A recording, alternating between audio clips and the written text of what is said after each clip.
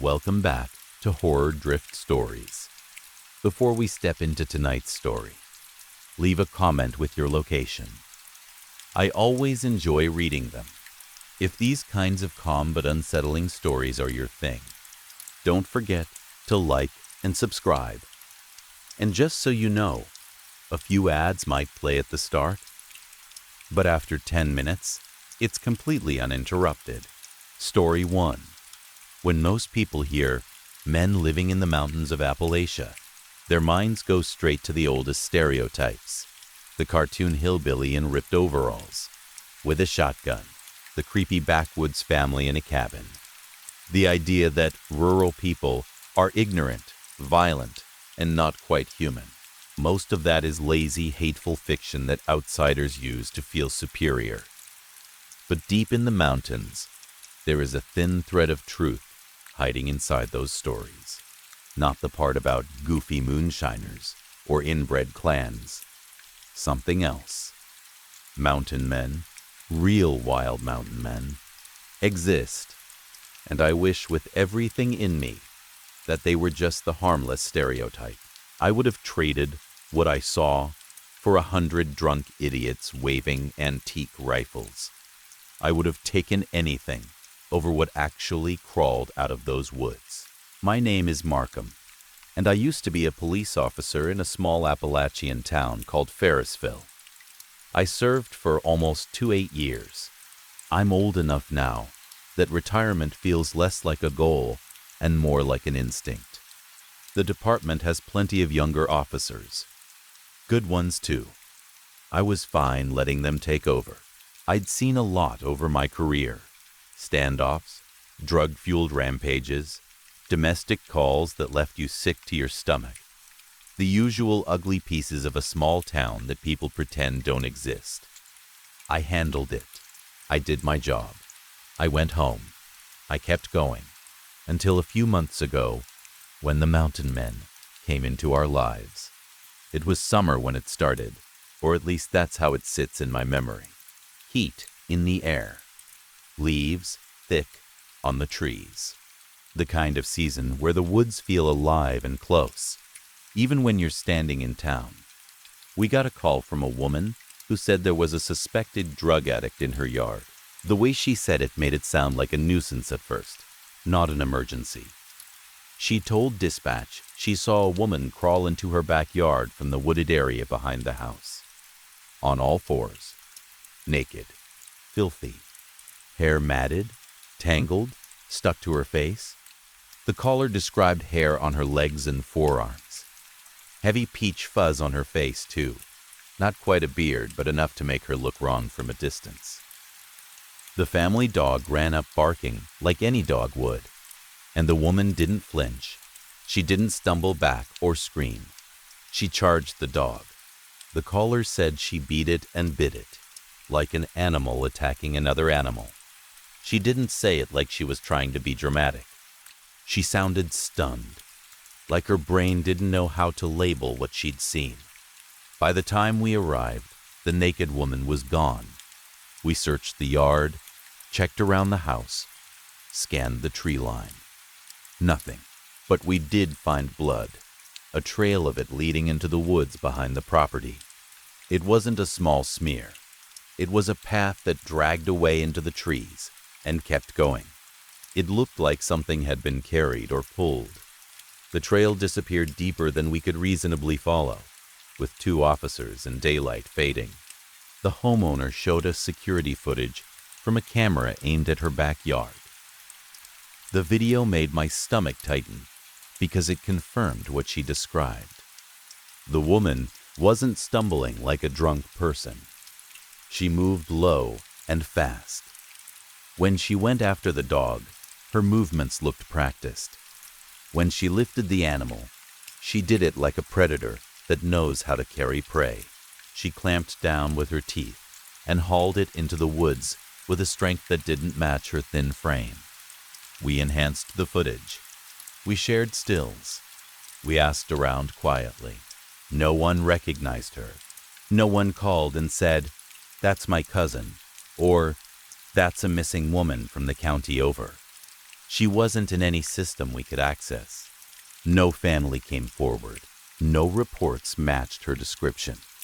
She appeared out of nowhere, attacked a dog, and vanished back into the trees. We told ourselves we'd look into it. We wrote it up. We kept an eye out.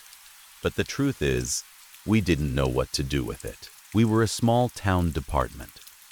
Sending half our force into the woods for a manhunt based on one grainy video felt like a bad idea. We told the homeowner what we could. We'd patrol more, keep watch, and if she saw anything again, call immediately.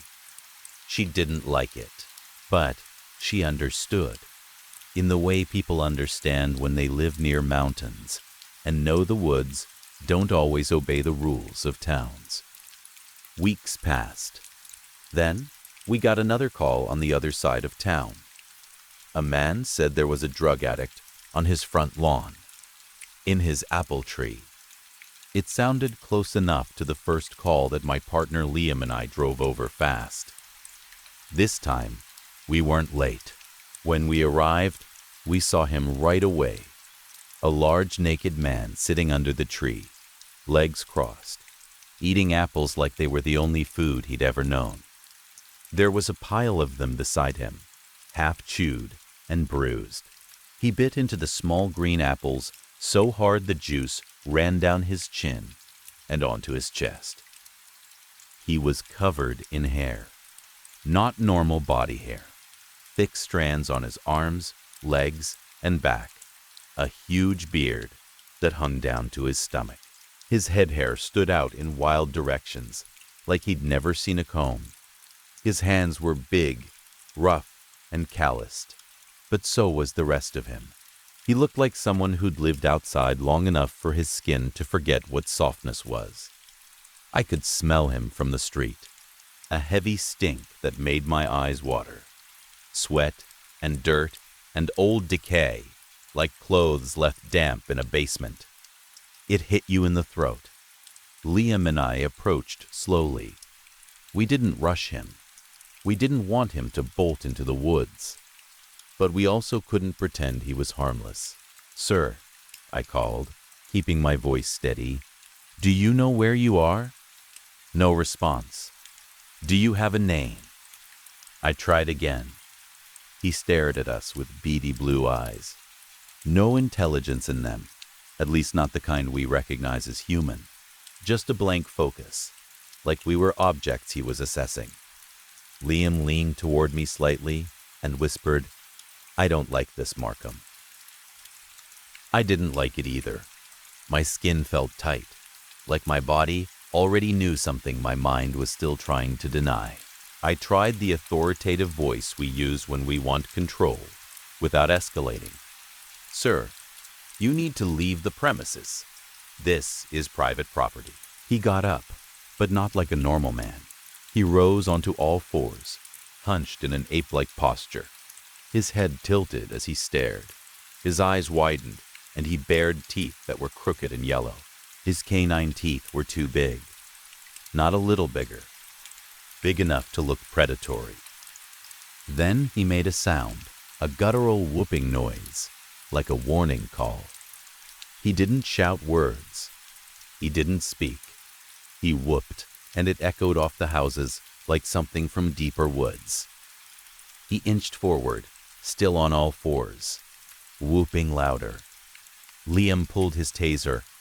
The man galloped toward me suddenly, and Liam fired. The prongs hit his neck and shoulder. For a moment, the man jerked in pain. But he didn't drop. He didn't collapse the way people do when a taser hits right.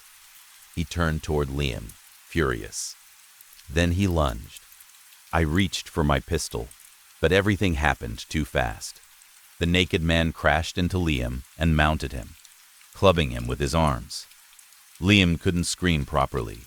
The air was being driven out of him. The only sound he made was a wheezing rattle.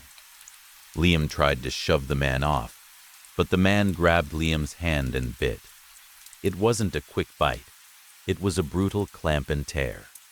3 fingers were gone in a second, and the sound was horrible, like biting through hard vegetables.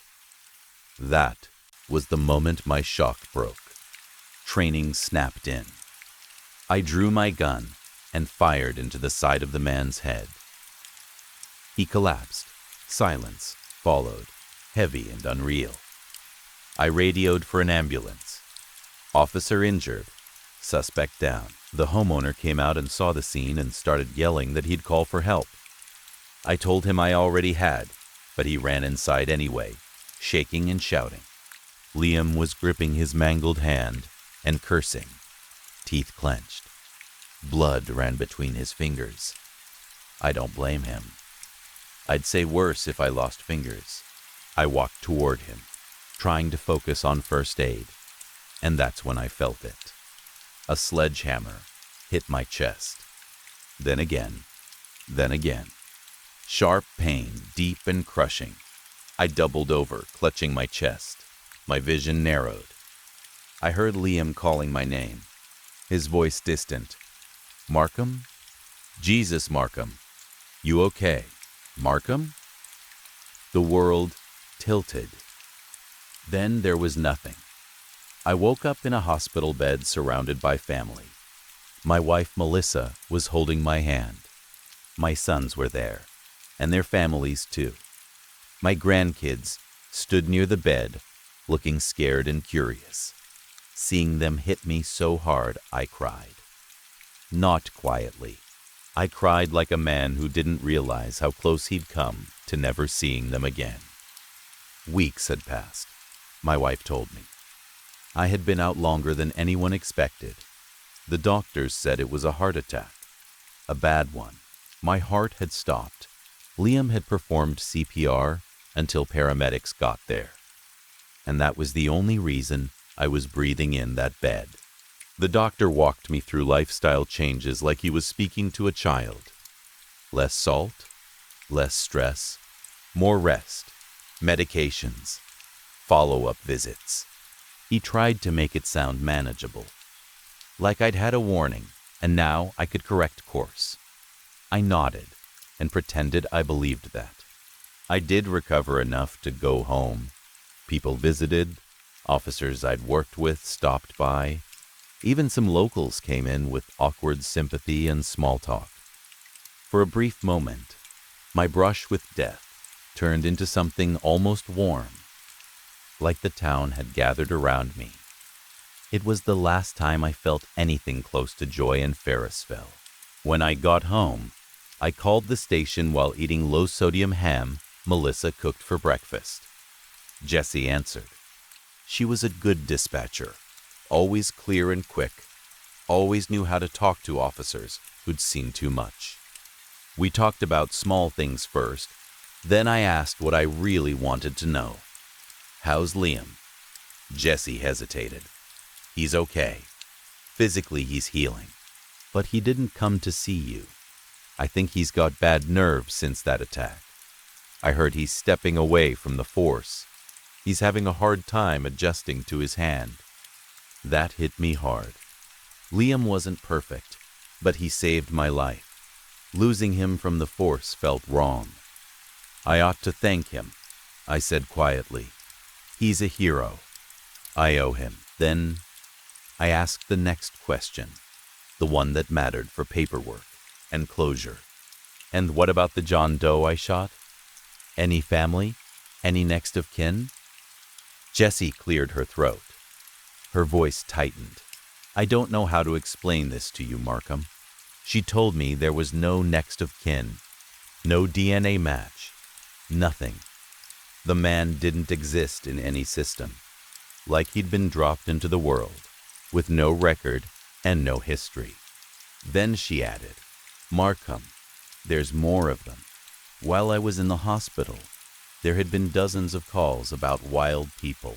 They came out of trees, out of the mountains, out of the brush behind people's homes. They weren't all the same. Different heights, different skin tones, different hair. Men and women. All naked, all filthy, all brutal in behavior. It wasn't a coincidence anymore. It wasn't one strange person wandering into town. It was constant. The last call had been yesterday, A woman called and said calmly, like she was reporting a stray dog, "I've got one of them wild people rooting through my trash." As I recovered, the calls kept coming. It got so bad the city held a council meeting at the rec center. Folding chairs lined the basketball court. People packed the room. Normally, these meetings were half empty. Tonight, there weren't enough chairs. I went as a citizen, not in uniform. I sat toward the back. Officers greeted me and asked how I was doing, but their eyes looked tired. The mayor got up and said, "It seems our town is having a strange epidemic.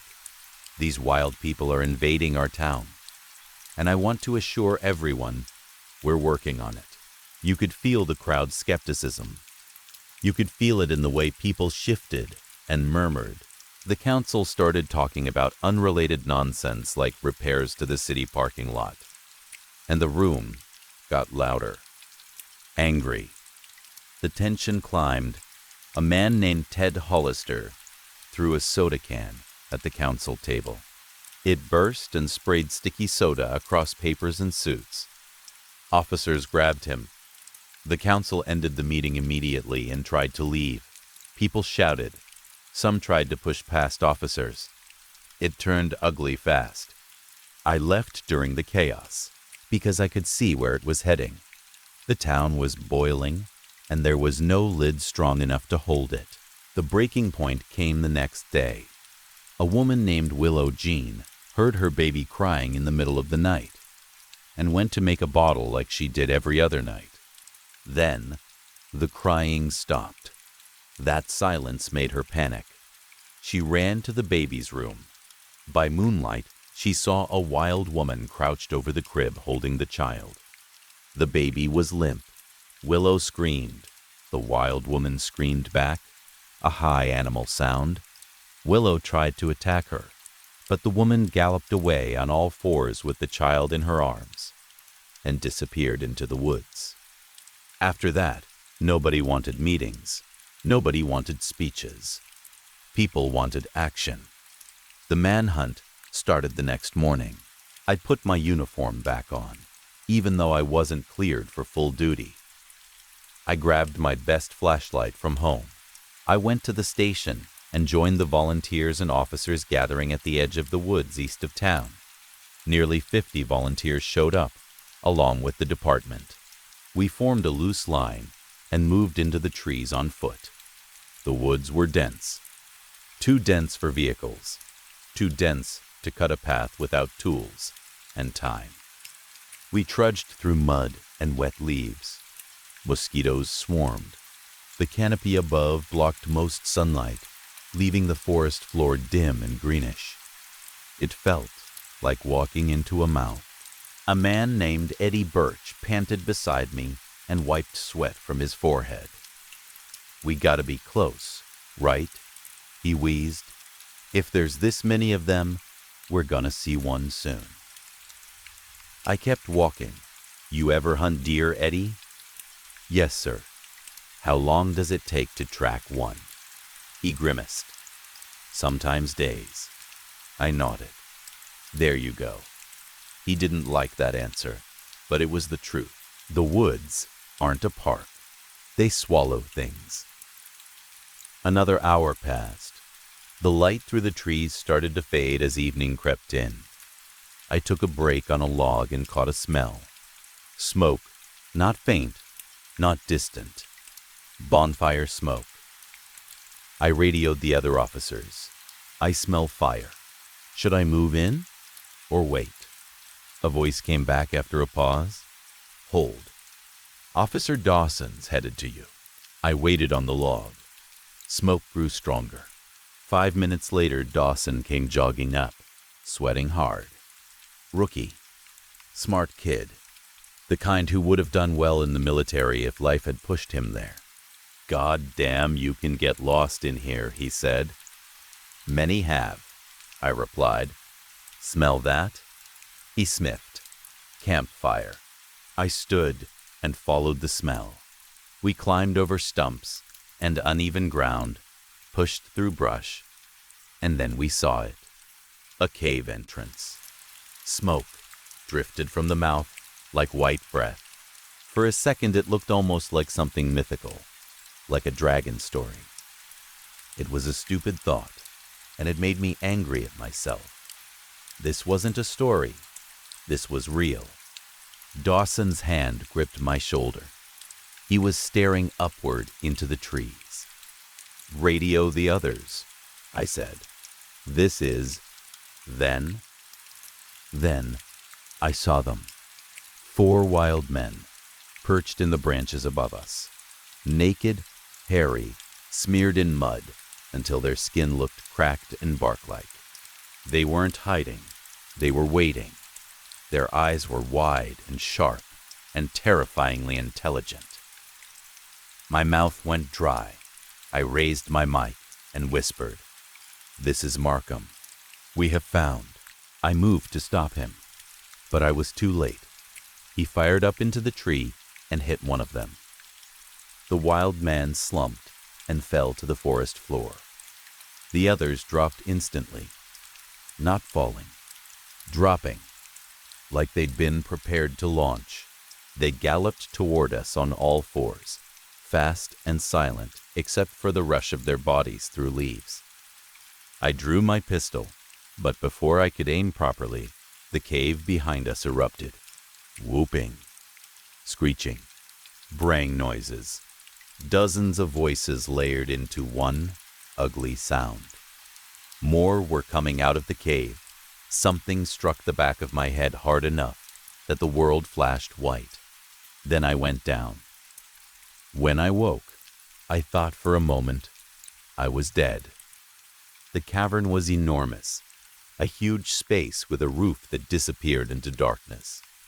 A bonfire roared in the center, tall flames throwing orange light across everything. Wild people surrounded it, hundreds of them. They moved like a crowd at a festival, but there was no joy in it, only hunger and noise. I was in a cage made of bones and hides, tied together in a way that held stronger than it should have. I kicked it. It didn't budge. They weren't stupid. They were not mindless animals. They had built things. They had planned. To my right, Dawson was in another cage. His face was damp with blood.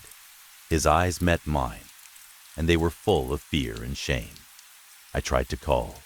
He shouted over the fire, "No signal down here. Comms don't work." Then he yelled again, voice cracking, "I'm sorry." 4 large wild men approached his cage. One grunted. The others opened it. They tore his uniform off him like it was paper. He resisted weakly. Someone bit into the back of his neck, and his body went limp instantly. But his eyes still moved. He was alive, paralyzed, aware. I wished he had died. I wished it for him because what came next was worse than death. They brought a long wooden stake and forced him onto it. They moved with purpose. They carried him to the fire and placed him into a hole in the ground, like they'd done it before. Around the fire were other spits with animals, deer, dogs, maybe more. I couldn't look too closely without feeling sick. Dawson hung there over the flames for hours while they waited. I watched his skin blister and darken. I watched hair burn away. I watched his body sag. And when it was done, they ate. I won't describe it in detail. I don't need to. The sounds alone were enough. Wet chewing, small moans of satisfaction, a child pulling a piece free like it was tender meat. When they finished, many drifted back toward the cavern walls where structures stood. That was another shock. Built into the rock were old building facades, like the remains of a colonial town. A church, a bank, homes, businesses, tattered flag cloth that looked like an old American design. It looked like they had built a town square down here, around the fire, like a cruel little mirror of the world above. Maybe they'd been underground for generations. Maybe they were the echo of people who disappeared in old stories. I didn't know. I still don't know. I only know they were real. After the feast, the cavern quieted some. I didn't sleep. I stared at what was left of Dawson, and I prayed without knowing who I was praying to. Then a finger poked my back through the cage. I turned and saw a child. Dirty blonde hair, yellowish eyes, a face that still held innocence in a way that didn't belong in that place. It stared at me with curiosity, not hatred. I'm not proud of what I did next. I was desperate, terrified, half out of my mind. When the child came close, I grabbed him by the throat through the bars. I pulled him tight against the cage. He yelped and cried, small hands clawing at my wrist. I screamed toward the cavern, "Down here, you sick fucks." One of them, his mother I think, shrieked when she saw me holding the child. Another held her back, but she fought, eyes wide with panic. Men approached me cautiously. When they got close, I tightened my grip on the child, and they stopped. I shook the cage and shouted, "Out!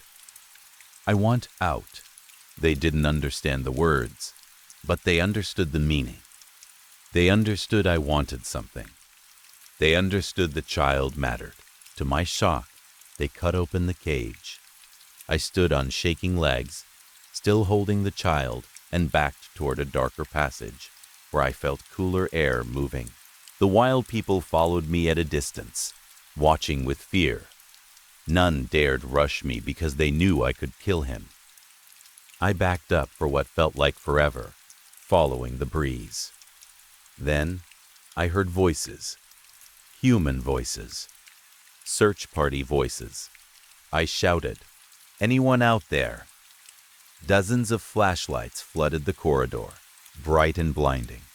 The beams hit me, hit the wild people behind me. Shouts erupted. Weapons clicked. A voice called out, "Here, down here." Another shouted, "Back up, Markham. If they move, we fire." I inched backward toward the exit, trembling, the child still in my grip. The mother broke through the others and ran toward her child, arms outstretched, wailing.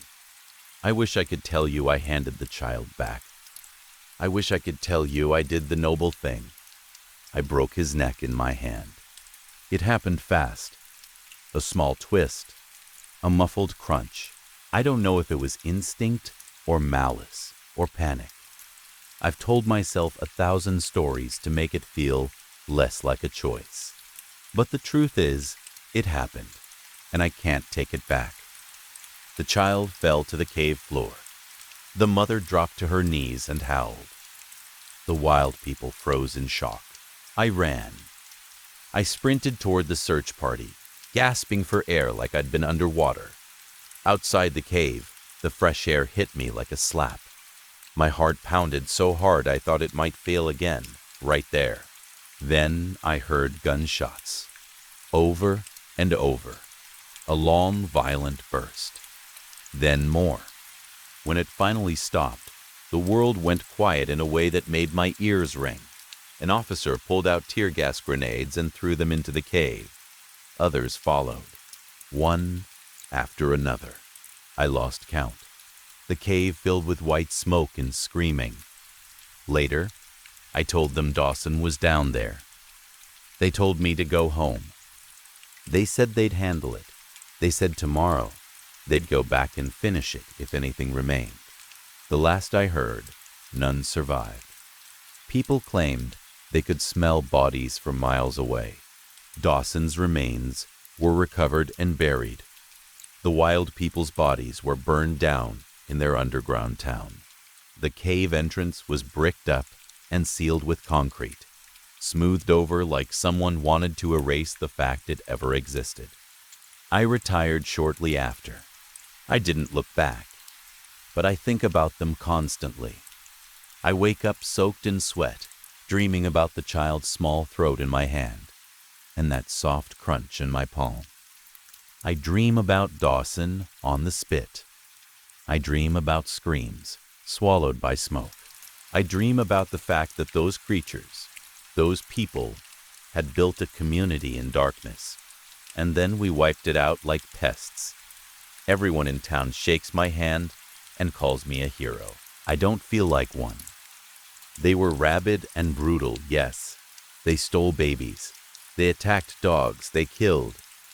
But when I try to be honest, I also remember their fear, the mother's panic, the way the wild people hesitated when I held the child, the way they understood love, even in a place like that. Maybe they were monsters. Maybe they were both. Maybe that's what humans become when the world pushes them into starvation and darkness long enough. Sometimes, I sit in my backyard and stare at the woods behind my house and hope I see something move, not because I want it to start again, but because a part of me wants to believe some escaped, that they found another cave system, that they survived somewhere else, where nobody will hunt them. It's a foolish hope, but I keep hoping anyway, because I can't look my grandchildren in the eyes without seeing that child's face, and my youngest granddaughter looks too much like him. Story 2. She said she had a hunch as she swung her bag over her shoulder, like she was heading out to cover a normal story, instead of chasing something that had been eating at her for years. She packed a little mini camcorder, a stack of journals, some full, some blank, and a bunch of random things that only made sense if you understood how her mind worked. Extra batteries, a recorder, a printed list of names and dates, a cheap handheld microphone she didn't even need anymore, but carried anyway because she trusted it. Everything she owned seemed to fit into one of two categories: tools for finding the truth and proof that she'd been right all along. She stood in the doorway and gave me that look she always had when she was about to do something reckless. Not excited, not scared, just locked in. The same, "I'm sure I'm wrong, but I have to know," attitude that had pushed her through most of her life was pushing her now. That attitude was also what made her good at her job. People loved calling her fearless, committed, driven. They said she was one of the best investigative reporters at her station. I'm biased, obviously, but I think she was the best. She didn't just chase stories, she hunted them. She would follow a lead through 100 dead ends without complaining. She had patience when she needed it, and when she didn't, she had stubbornness that could wear down stone. The 3 traits that made her valuable to a newsroom were also the 3 traits that made it easy for her to disappear. And when she did, her station barely seemed to care. At first I told myself it was because they were used to reporters going off the grid for a few days while they chased something. I told myself it was because Sarah had taken leave and this was personal time on paper. So maybe there was less urgency. But 8 months is not personal time. 8 months is not a misunderstanding. I called her station more times than I want to admit. I called, and I left messages, and I asked for anyone who had traveled with her, anyone who might know where she was, anyone who had been talking to her before she left. They gave me corporate answers, polite, clean, and empty. They said they hadn't heard from her. They said they didn't have details. They said they couldn't help. Not in those exact words, but it was clear. They were washing their hands of her. It made me furious in a way I didn't even know I could feel. Sarah made great money, over $100,000 a year, easy. She let me live with her because she wanted to, not because she had to. People could say I was mooching off my sister if they wanted. I worked as a bartender and did okay, but I wasn't valuable to my workplace the way Sarah was to hers. When I told my manager I needed time off to look for her, he barely blinked. He said, "Do what you gotta do," like he assumed I'd be back, like I was replaceable. Maybe I was, but Sarah wasn't supposed to be. I had a rough idea of where she'd gone.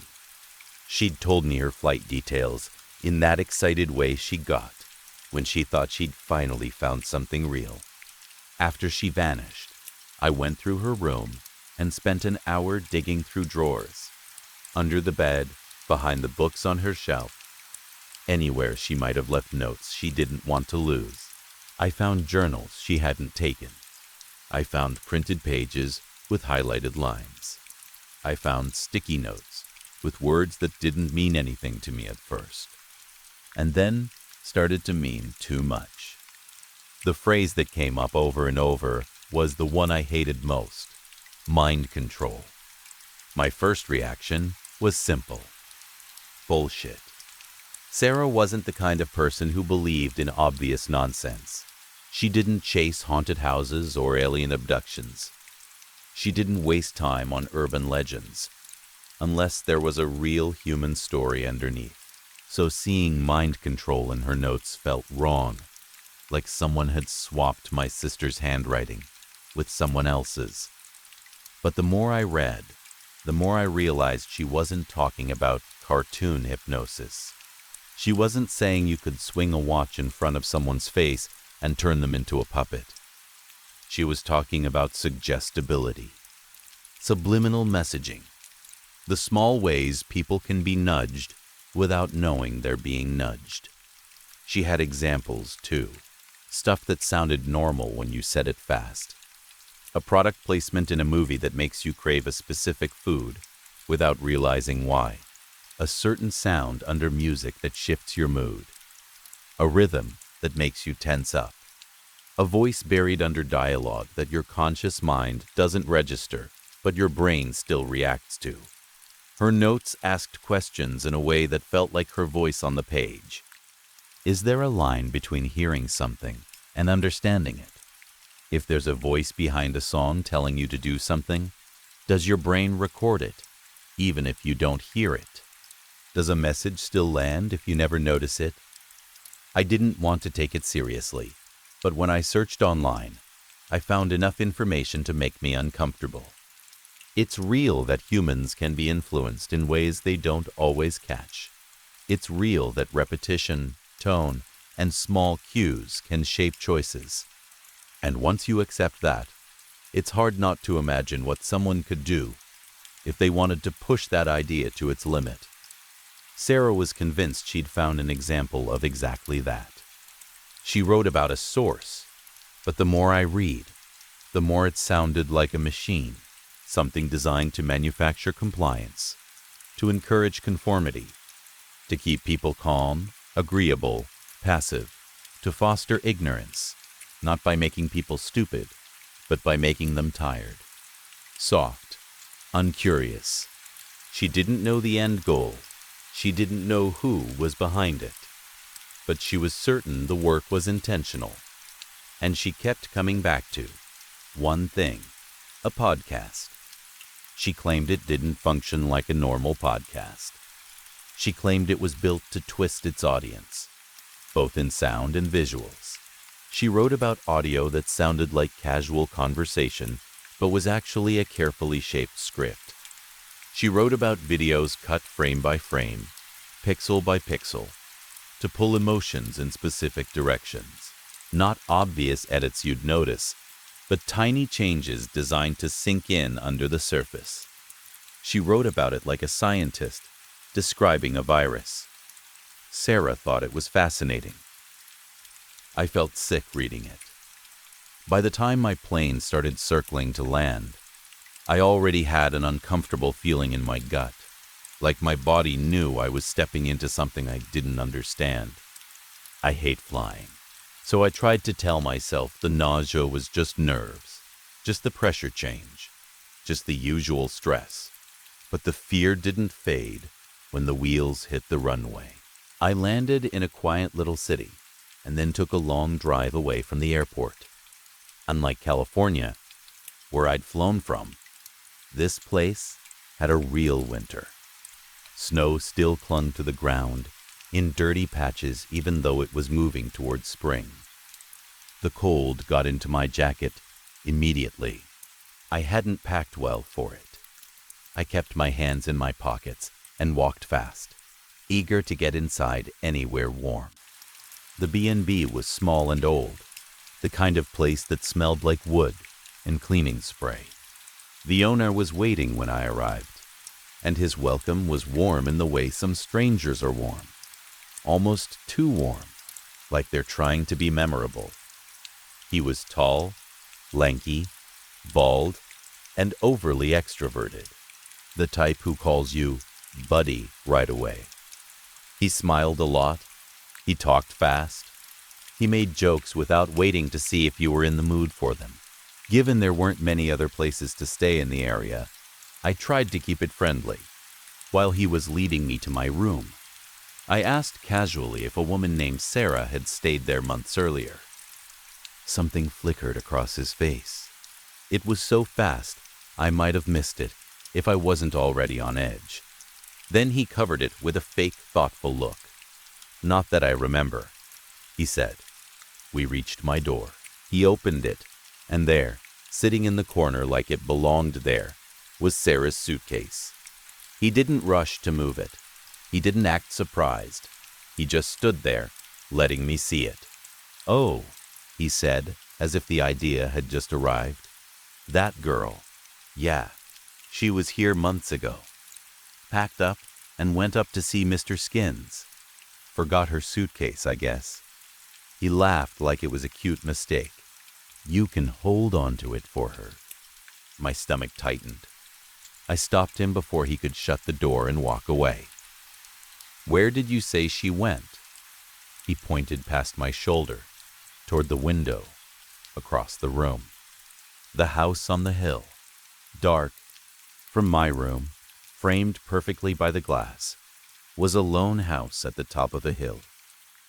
It was dark, withered, and dusted with snow, like the world had tried to bury it and failed. Fog hung around it in the early morning air, and even from a distance it looked unforgiving. Mr. Skins's house on the hill.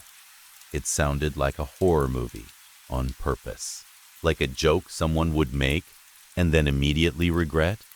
But Sarah went there, which meant I had to. That night, I barely slept. Every time I looked out the window, the house sat there like it was staring back. When the sun set behind it, shadows stretched down toward the B&B in long, cold shapes that made the room feel smaller. The next morning, I bought a cheap jacket and walked up the hill. The cold cut through me anyway. My breath clouded in front of my face. I stood in front of the house and stared at the sign near the path. The wood was cracked, the paint old and flaking. Most of the letters were missing. What remained looked like MSKNS. I rang the doorbell and waited, shivering. I heard movement inside, heavy footsteps approaching. The door had no window, so I couldn't see who was coming. I only heard the sound and tried to guess what kind of person could make footsteps that confident. The door creaked open. A man stood there with glasses and long hair, tall and broad in a way that made him feel like he took up the doorway. He was younger than I expected, maybe mid-30s. His face looked friendly, not warm exactly, but pleasant, like someone who practiced looking safe. He didn't ask who I was. He didn't ask why I was there. He just stepped back and invited me inside like it was normal for strangers to show up at his door. The inside of the house was bigger than it looked. The hallway was cramped and narrow, but it ran deep, and rooms branched off in ways that didn't make sense at first glance. The lighting was dim and yellow, making everything feel aged. He pointed me to an armchair. "So, Robert, was it?" I asked as I sat. My voice sounded awkward in the quiet. "Just Bob is fine," he said. He disappeared around a corner and returned with 2 cans. He cracked one open and handed it to me. Mug root beer. Normal. I took a sip. It tasted normal, cold and sweet. Then he asked, casually, "You mind if I play some music?" I shrugged, still watching him. He turned something on, and jazz filled the room. It wasn't loud. It wasn't aggressive. It was smooth, almost soothing, the kind of background music that makes you relax without noticing you're relaxing. Bob hummed along quietly for a moment, then sat in a chair across from me and smiled. "So," he said, "what brings you here?" He seemed nice. That's the most dangerous part to explain. He seemed like a nice guy, warm, polite, a little funny. Even with his size and the way he held himself, his personality was disarming. Without meaning to, I felt my guard lowered just a little, because my brain likes normal explanations. My brain likes the idea that my sister didn't vanish into something monstrous. My brain wanted Bob to be boring. "I've been looking for my sister," I said. "Sarah, she went missing. I heard she came here." Bob's expression changed slightly, like the name carried weight. "Sarah," he said. "Reporter girl, right?" "Yeah, I remember her." He leaned forward a little. "She asked me a few questions about my work. How much do you know?" "Honestly," I said, "not much. I found some journals she left behind. I don't really get it. I'm just trying to find her. I thought maybe you knew where she went after, or what she said, or something." The words felt thin and desperate when I said them out loud. Bob watched me for a moment, then glanced at my can. "Not enjoying your drink?" he asked. "I can get you something else." "No," I said quickly. "It's fine. It's good." I lifted the can again, and that's when my arm started to go numb. It was sudden. Not like it fell asleep slowly. It went numb, like someone flipped a switch. The can slipped in my fingers. Bob moved faster than I thought he could. He crossed the space in a blink and caught the can before it hit the floor. He pressed it lightly against the back of my hand, waiting, like he wanted me to feel the fact that I couldn't grip it anymore. My body felt wrong, heavy and distant, like I was watching myself from a few feet away. "I know you've been watching your drink," Bob said calmly. "Good instincts, but wrong assumption. There's nothing in the drink." He smiled, almost amused. "Your mistake," he continued, "was letting me pick the music." Then he laughed softly and added, "Your sister was much harder to trick." Panic hit me, but my body didn't respond properly. My legs didn't work the way they should. My hands barely obeyed me. Bob lifted me like I weighed nothing, hoisted me over his shoulder, and carried me into the dark hallway.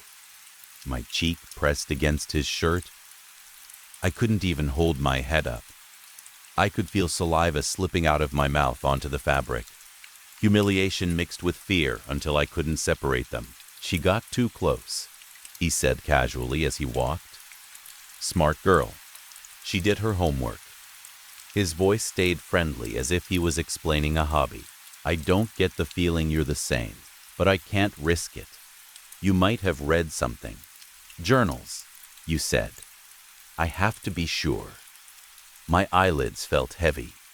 The hallway swayed. Then everything went black. I woke up to ringing in my ears. Not a mild ring, not the usual annoying hum of tinnitus. This was sharp and painful, like a needle pressed into my head. I'd had tinnitus before, and it had worsened after starting new medication the year before. But this was different. This was torture-level sound, like someone had turned my hearing into a weapon against me. I shifted, trying to move my limbs, and felt stiff leather under me. I was sitting in a chair. I reached up to rub my temples and realized there were heavy headphones clamped over my ears. With weak fingers, I pried them off, blinking until the black spots in my vision faded. I was in a dim room, lit mostly by blinking machines. Equipment everywhere, cables, tubes, soft beeps, and hums. It felt like a basement, a windowless space. Across from me was an old stairway leading up to a door, swallowed by shadow. Then I saw her. In the corner, strapped to a chair, was a woman with an oxygen mask and tubes running into her arms.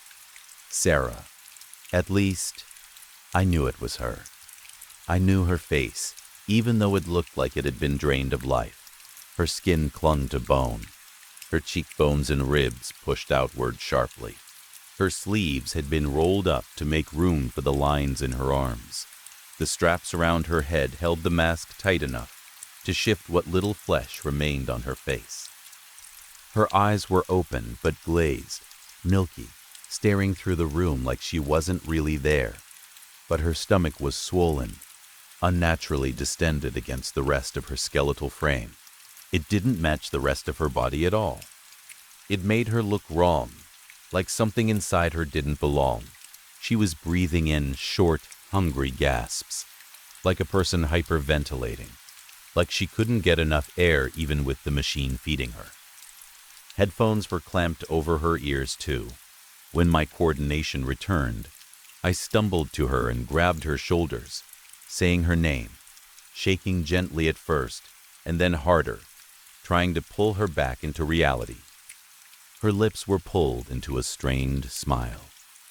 She was laughing, not joyful laughter, not normal laughter, a thin, broken laugh that didn't match her face.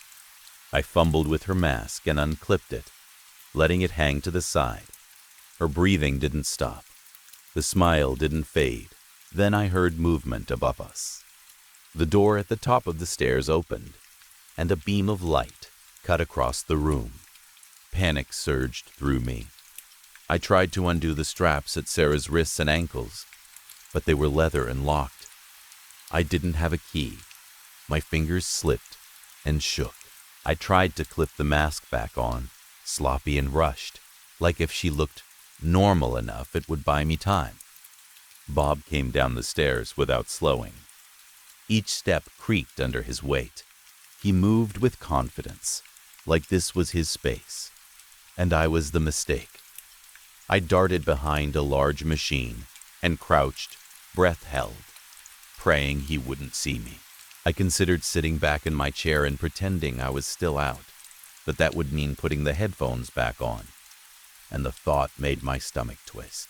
Bob reached Sarah first and calmly fixed the mask clip I'd failed to secure.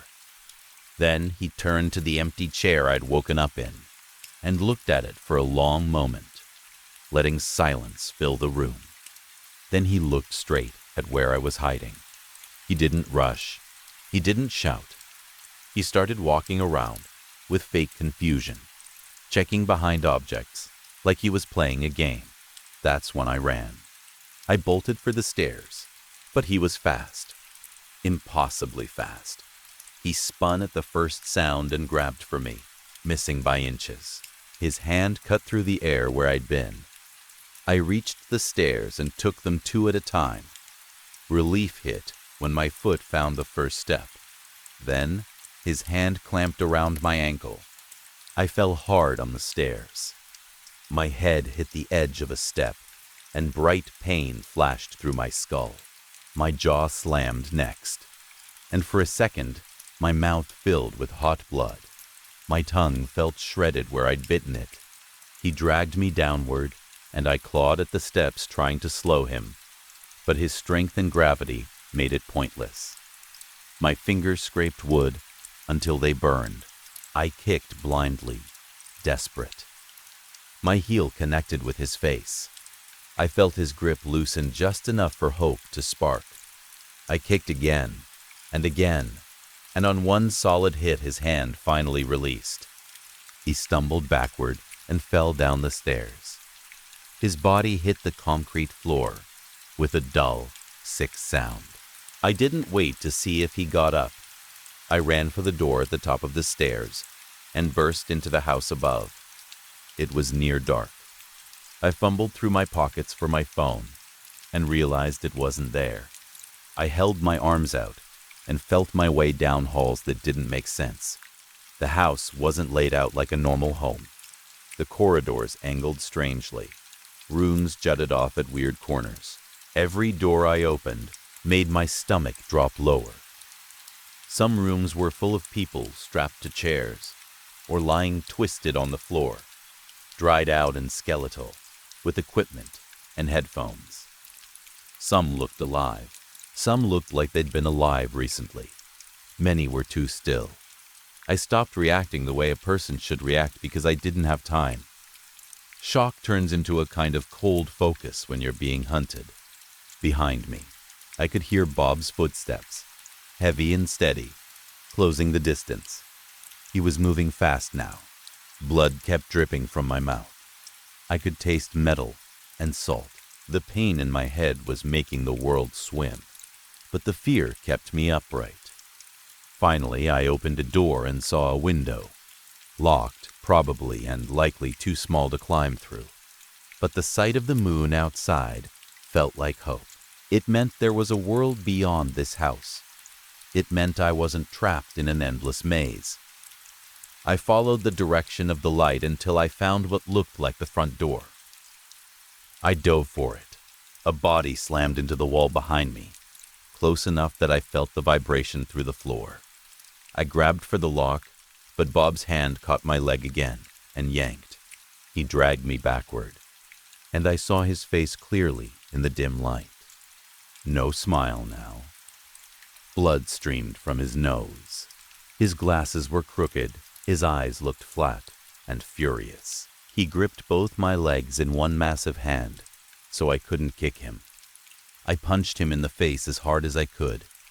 His nose made a wet sound, but he held on. He tightened his grip until my legs ached. He started reaching with his free hand for my throat. I hit him again and again, my punches sloppy from pain and panic. My vision blurred at the edges. My lungs started spasming like they couldn't find air. With what felt like the last strength I had, I jammed my thumb into his eye. I didn't stop when I felt it give. He screamed, and his grip loosened enough for me to yank free. I kicked him hard, grabbed the latch, and threw myself out the front door. I collapsed on a porch that wasn't even mine. A stranger's porch. I don't remember knocking. I don't remember talking. I remember cold air burning my lungs, and then bright lights, and then waking up in a hospital bed. The doctors told me I had a cracked skull, a fractured voice box, a dislocated jaw, and a hairline fracture in my ankle. They asked questions I couldn't answer. When I tried to explain, the words sounded insane, even to me. I went home eventually, stitched and stapled and exhausted, carrying a kind of fear that didn't fit inside normal life. The worst part didn't end in the hospital. My hearing never went back to normal. The tinnitus got worse. I started waking up with sounds in my head that didn't belong there. Voices, tones, fragments of music. I went to specialists I couldn't afford. I did scans. I answered the same questions over and over. They kept saying the same thing in different professional language. They didn't know. Then, about a week later, one of his videos showed up on YouTube. I didn't search for it. It just appeared. The thumbnail looked harmless. The title looked normal. I clicked it without thinking, and within seconds my head started pounding like someone had struck a bell inside my skull. I turned it off, breathing hard, palms sweaty, shaken by how fast my body reacted. After that, it got worse. Almost every night, I would fall asleep, and I would wake up to a podcast playing through my Amazon Alexa. And there it was, Bob's friendly voice again, coming through the speaker like he was sitting in my room, warm, calm, casual. Like he was just talking to me, like we were old friends. The first time it happened, I thought I was dreaming. I sat up and listened, heart racing. trying to make sense of the words. The second time, I unplugged the Alexa and threw it in the trash. I don't care how dramatic that sounds. I don't care how paranoid it makes me look. If you have one of those devices and you fall asleep to random recommended audio, you should think twice. You should turn off autoplay. You should unplug it if you don't need it. Because I'm telling you the truth, as clearly as I can. That man has an online presence. And whatever he's doing, it doesn't end when you close a door. It doesn't end when you shut off a screen. It follows you in sound. It follows you into sleep. Sarah went looking for proof that something was trying to shape people's minds. She was right. And now, I don't know if I'll ever stop hearing the echo of it. Story 3. I can't remember the exact search results that came up when I typed it in, but something did. That was the first part that made me pause. It's one thing to lose something small in your own house. It's another thing to type out the exact weird thing you just experienced and see a post from someone else describing the same thing in almost the same words. The odds felt wrong. It wasn't the normal kind of, I misplaced my mug situation. It wasn't me being distracted, carrying it to the bathroom, setting it down somewhere stupid, and then forgetting. It wasn't one of those moments where you later find it in the microwave or on top of the washing machine, and you laugh at yourself. This was different. I had taken a sip of coffee and set the mug down on the coaster. I remember the heat against my lips, the bitter taste, the little click of ceramic on wood when I placed it down. 2 seconds later, when I glanced back to make sure it was centered on the coaster. Because I'm weird like that. It was gone. Just gone. No sound. No knock. No ceramic sliding. No clumsy elbow bump. Nothing. I sat still for a moment, staring at the empty coaster like my brain was waiting for the mug to appear again, if I looked hard enough. I blinked slowly, then faster, like it was an optical illusion. Then I looked around the room, like I was expecting to catch someone in the act, even though I lived alone, and the house was quiet. That's when I grabbed my phone and searched for it. Not missing mug, not lost coffee cup. I searched the exact situation because I needed the internet to tell me it was a known glitch of the human mind. I needed a neat explanation like, you probably moved it without noticing. And for a second, I actually got something close to that. A post. A short one. Someone describing setting their mug down and watching it vanish. They wrote it like they were embarrassed, like they expected people to laugh. And the worst part was the empty comment section. No replies. No one saying, that happened to me too. No one offering a theory. Just that post sitting there like a dead radio station. I stared at it longer than I should have. Then, I did what people do when something doesn't make sense. I lied to myself. I told myself I'd taken the mug downstairs and imagined setting it on the coaster. I told myself my memory had glitched for a second. I told myself I was tired and stressed and on autopilot. I told myself anything that let me stay calm. To prove that story to myself, I went looking. I checked the sink. Nothing. I checked the kitchen table. Nothing. I opened the fridge. Nothing. I checked the counters and the little shelf by the microwave. Nothing. At some point, my search got ridiculous, and I started checking places no one would put a mug, because once you start doubting your own memory, every possibility feels equally likely. I checked inside the fireplace. I checked behind the couch. I checked the laundry basket like I might have dropped it in there like an idiot. The mug I was looking for was easy to describe. Plain white ceramic, average size, with a tuxedo cat sticker on one side. That sticker was the only reason I liked it. It stood out because most of my furniture was darker, and I kept telling myself if it was anywhere visible, I would spot it immediately.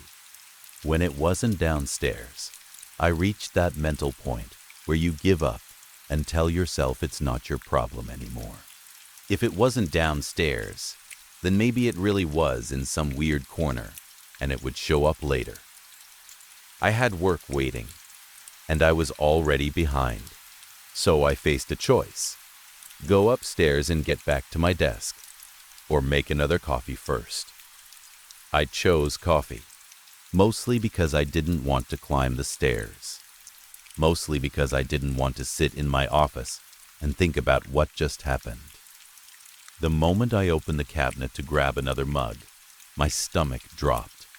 Every mug was white, not a couple white mugs, not somehow I forgot I owned these. The entire cabinet was full of identical, boring plain white mugs, stacked like someone had bought them wholesale. Handle after handle, rim after rim, perfect uniform rows like a store shelf. I stood there with the cabinet door open, my brain trying to correct the image, trying to transform it into something normal.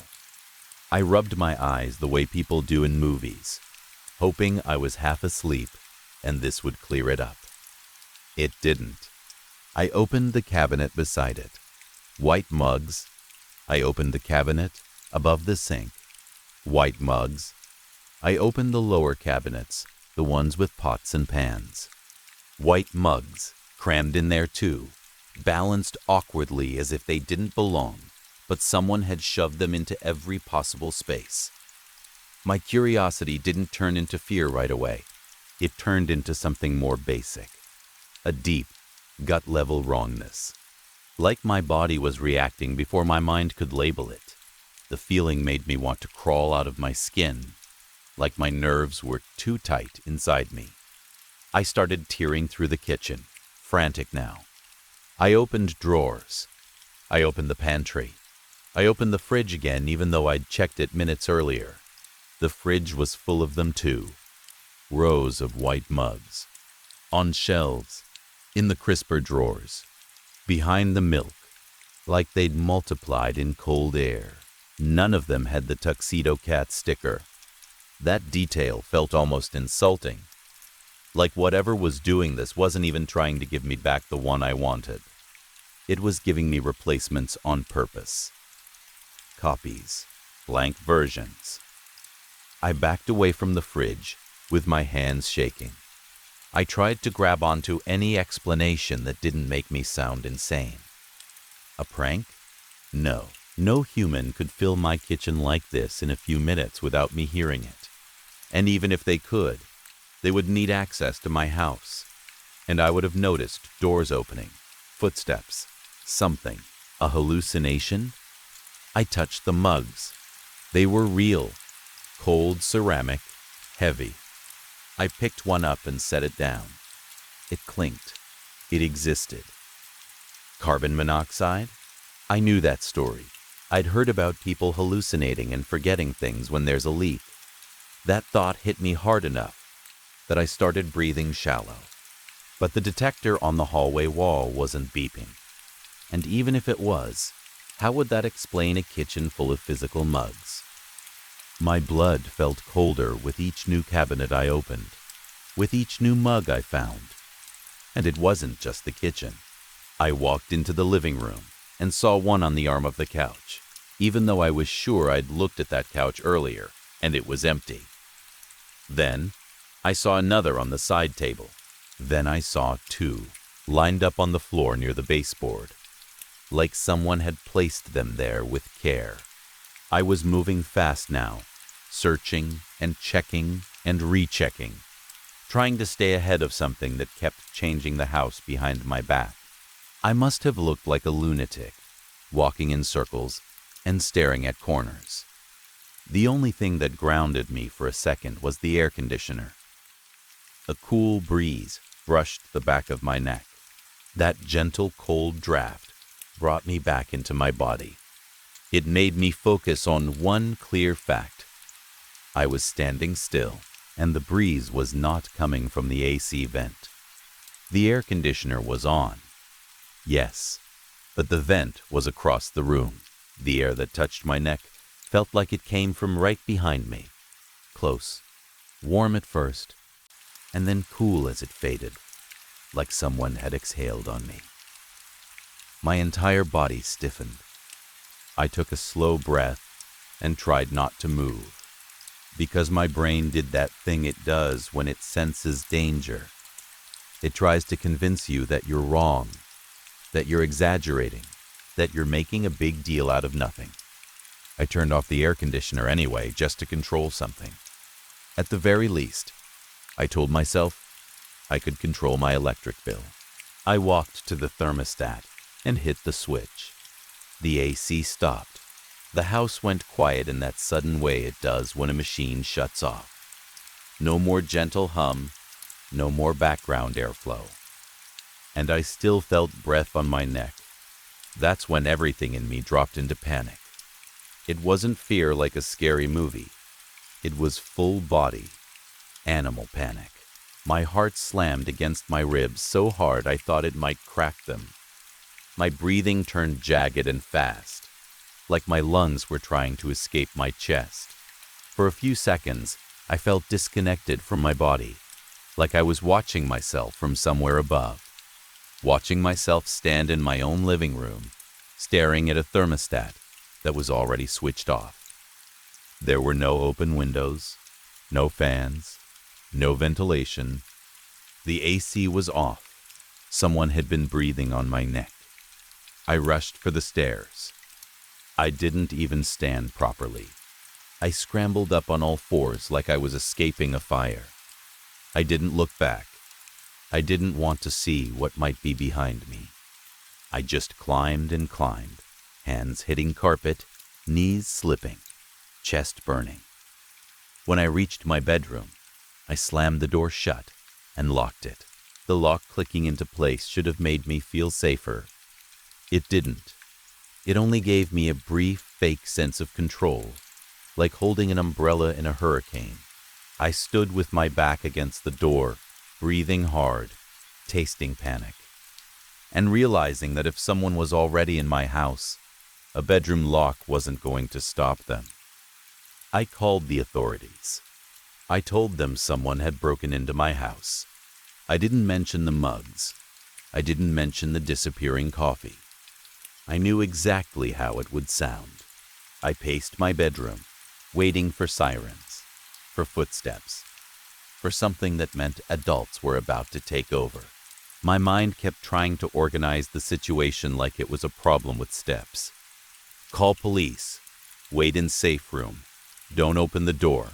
Stay calm. Then, I made the mistake of looking at my window. 2 handprints were pressed against the glass from the outside. Not smudges, not old prints.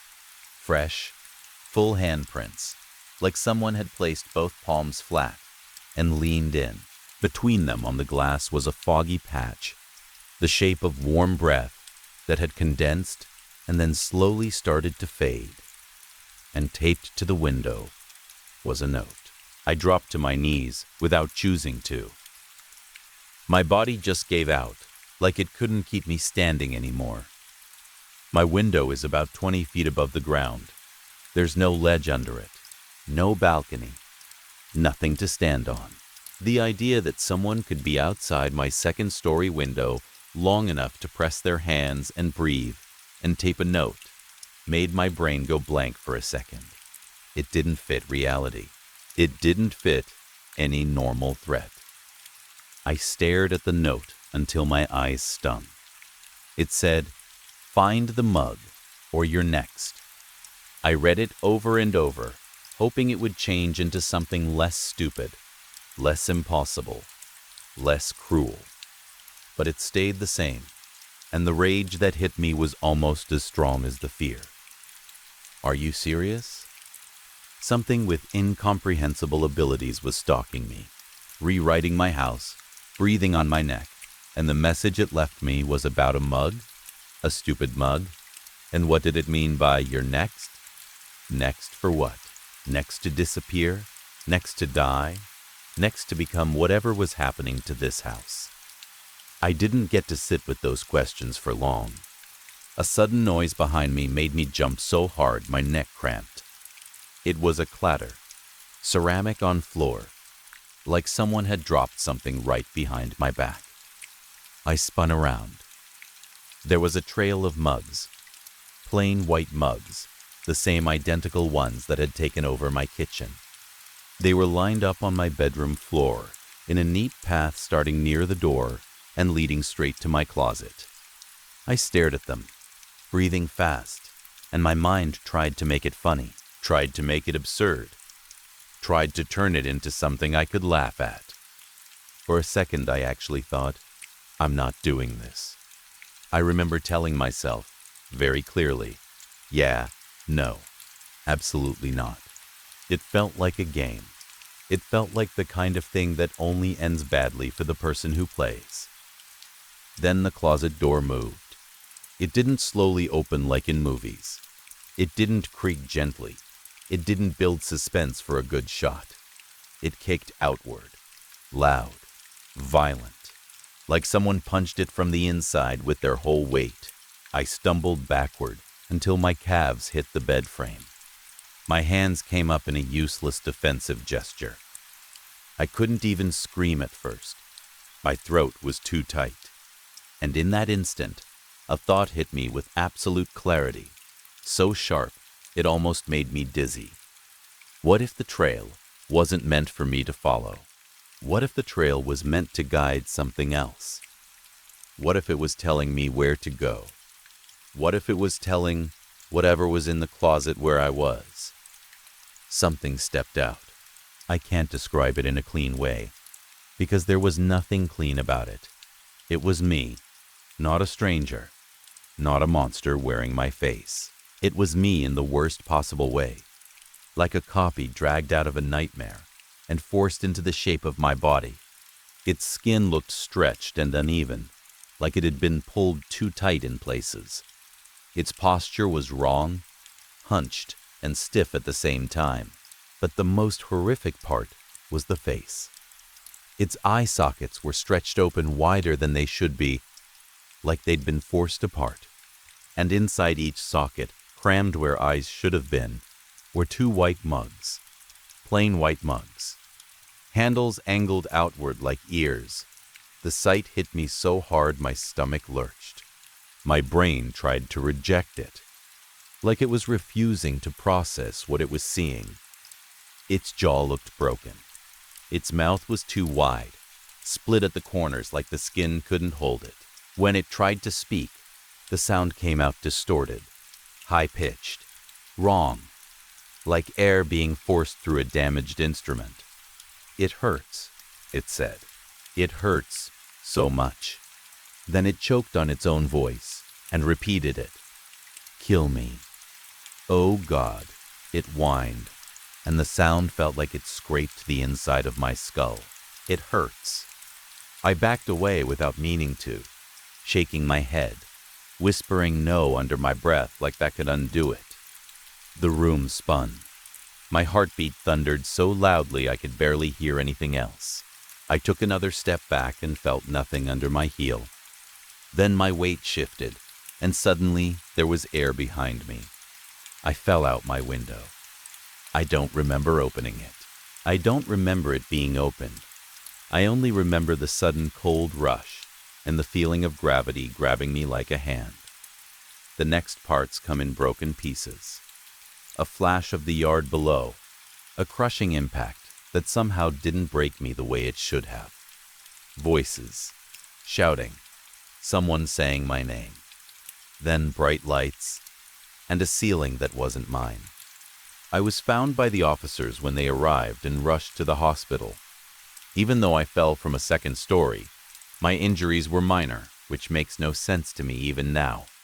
Bruises, cuts, a concussion, but nothing that matched what should have happened. The hospital part is clearer, not because it was calm, but because it was painfully real. The smell of disinfectant, the scratchy sheets, the beep of monitors, the way nurses talk to you like you're both fragile and annoying at the same time. I went into cardiac arrest. Not from the fall, from fear. That's what they told me. They said my heart stopped because my body couldn't handle what I experienced. They said it clinically, like you can file terror under cause of incident and move on. I'm writing this from a hospital bed. The police told me they found evidence that someone had been living inside my walls for the past 12 years. That detail alone is horrifying. They found tunnels, openings, a crawlspace network connecting my closet to the attic and down to the downstairs bathroom. They found food wrappers, old clothing, a makeshift sleeping spot, things that made it clear that someone had been in my house for a long time without me knowing. That explanation should have solved the story. It didn't. No normal person can do what happened to my kitchen in minutes. No normal person can make a mug vanish off a coaster and replace every cup in a house with identical white mugs like it's a magic trick. No normal person can stand outside a second-story window and breathe on it and leave a note like that, without a ladder, without a sound, without being seen. And no normal person can create what I saw step out of my closet. That mutilated version of me is still out there. If it was a person, where did they go? If it wasn't, what was it? The police didn't believe me when I tried to describe it. I could tell in their faces. They nodded politely and wrote down the parts they liked. The tunnels, the squatter, the practical horror they could explain. They didn't write down the mugs and the eye sockets, but I saw it. I'm so desperate for answers that I'm going to do what the note told me to do. I don't want to find out what or "you're next" means. My mind keeps circling that phrase like it's a hook in my thoughts. I don't think it's impossible that the mug is across the world right now. That sounds insane, but after what I've seen, I don't know what impossible means anymore. The mug is custom made, plain white, a tuxedo cat sticker. That's it. That's all I've got. I know that description isn't helpful. I know it could be 1,000 mugs. But if anyone has any idea what this is, if anyone has heard of something like this before, if anyone knows what it means when objects don't just go missing, but get replaced with copies, please tell me. I feel like I'm about to fall off the edge of reality, and I don't have anyone who will take it seriously. Please help me. I'm desperate. I don't know what to do. Story 4. For the third night in a row, they broke into my home. And yet, they still didn't take me. Instead, I heard that sound again, the same sound that has been following me for years now. A howl, but not like an animal. More like a person trying to breathe through pain. A wet, blubbering gasp, like someone choking on air and failing. I turned toward my wife to wake her, then stopped myself. She didn't hear it. She never has. Maybe she's a heavier sleeper than me. Maybe that's all it is. Maybe I've just spent half my life listening for it. So now my brain can't stop. I slid out of bed and crawled across the floor like a thief in my own house, moving through darkness and furniture I know by memory. I wasn't trying to sneak up on anyone. I wasn't trying to catch them. I just needed to know I wasn't crazy.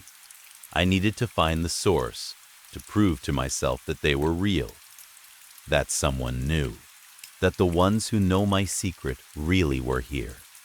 I moved down the hallway, slow enough that my joints didn't crack. I tried to step only where I knew the floorboards were quiet. I got close to the living room, and then, one wrong shift of weight, and the floor gave a long wooden groan. The howling stopped immediately. Not faded, stopped, as if whatever was out there had turned its head and held its breath. I rushed the rest of the way, heart hammering. But by the time I reached the entryway, I already knew I was too late. The only thing left was the door. Not open wide, not swinging, just left slightly ajar, like a person leaving a conversation unfinished. Business left incomplete once more. I wasn't sure if that was a good thing or a bad thing. I was terrified of them taking me, but I was also terrified of what it meant that they kept coming and didn't. Like they were testing something, like they were waiting for the right moment. I didn't want it to be this way. I have a wife. I have a son. I have mouths to feed. I looked down and noticed something that shouldn't have been there. A small damp patch on the floor, like a tiny puddle. I crouched and traced it with my finger. It was cool, wet. I brought my finger to my nose without thinking. Odorless. And yet the smell, or the lack of it, made me calmer. It didn't make sense, but it did. Like my body recognized it. Like a switch in my chest flipped from panic into a strange numbness. None of this was over. But for me, it would be soon. The next morning, I kissed my son on the forehead. He's nearly a man now. He doesn't know it yet, but if they take me, he'll have to become one fast. I looked at his sleeping face and tried to hold on to the small details.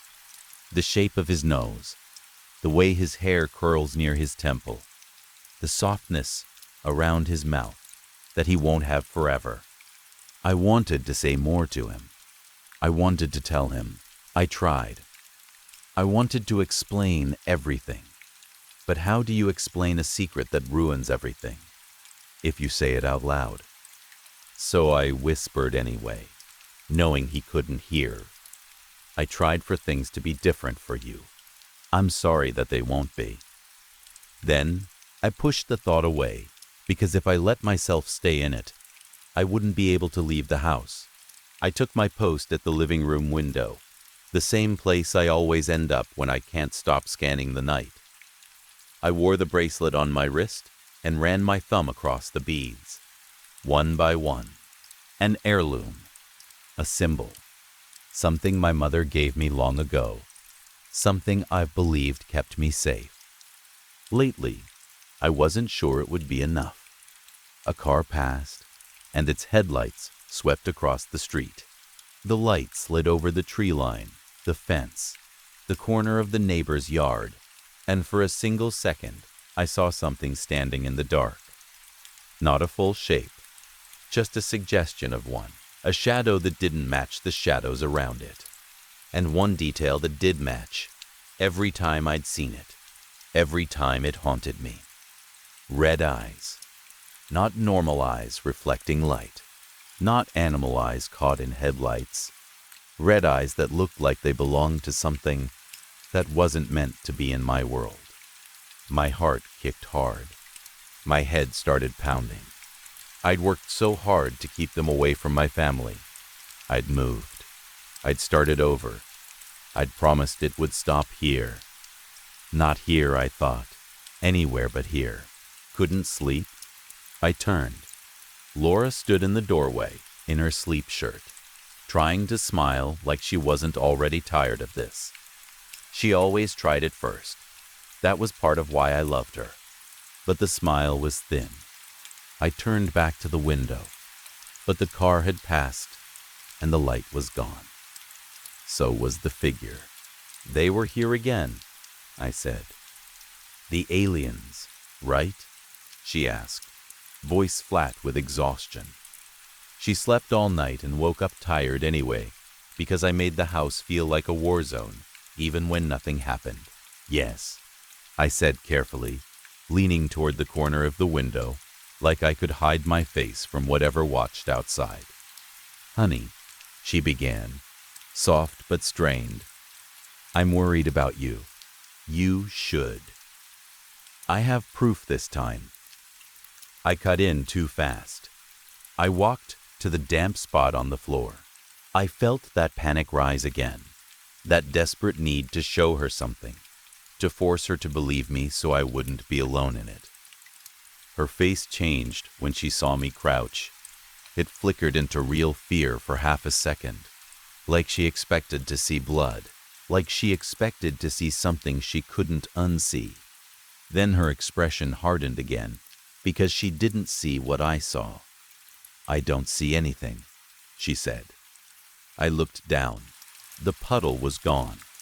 I blinked, confused. The floor was dry, nothing there. No dark patch, no shine. Must have dried, I muttered, because the room was warm, even though it was nearly dawn. She came up behind me and wrapped her arms around my waist, pulling me back against her. "I love you," she whispered. "I love you too," I said, and held her tighter than normal, like I was trying to store the feeling of her arms in my body. Then she said the words I knew were coming. "I think it's time you saw someone." Tears ran down her face. She didn't bother hiding them. She was tired of hiding everything. Tired of pretending this was just a rough patch. "It's not that I need to see someone," I said, and it came out more bitter than I meant. "It's that they see me." "You know what I mean," she said, pulling away to start coffee. "This is getting worse." "It's okay," I said quickly, trying to fix it, trying to sound normal. "We can leave. Start over again. We can go tonight." She turned and stared at me, the coffee scoop frozen in her hand. "I don't want to start over again. You promised this would be the last stop. The last time." I had promised her, and I keep my promises. That's the one thing I've tried to be. A man who keeps his word, even when keeping it costs him. A bright light flashed through the window, and I grabbed Laura and pulled her down behind the couch. For a second she fought me, angry. Then she realized I was shaking, and she went still. The light passed. The sound of an engine moved away. Just a car, nothing more. I tried to apologize, but I was out of breath, like I'd been running. "Can't you just tell me what's really going on?" she pleaded. "Not aliens, not shadows, not your dreams. What's actually happening?" I didn't answer. I never have. I'm too ashamed. 27 years is a long time to keep a secret. It changes the way you live. It changes your posture. It changes what you consider normal. It changes what you deserve. I kissed her forehead. "I have a gig before work," I said. "I have to go." "That again?" she asked.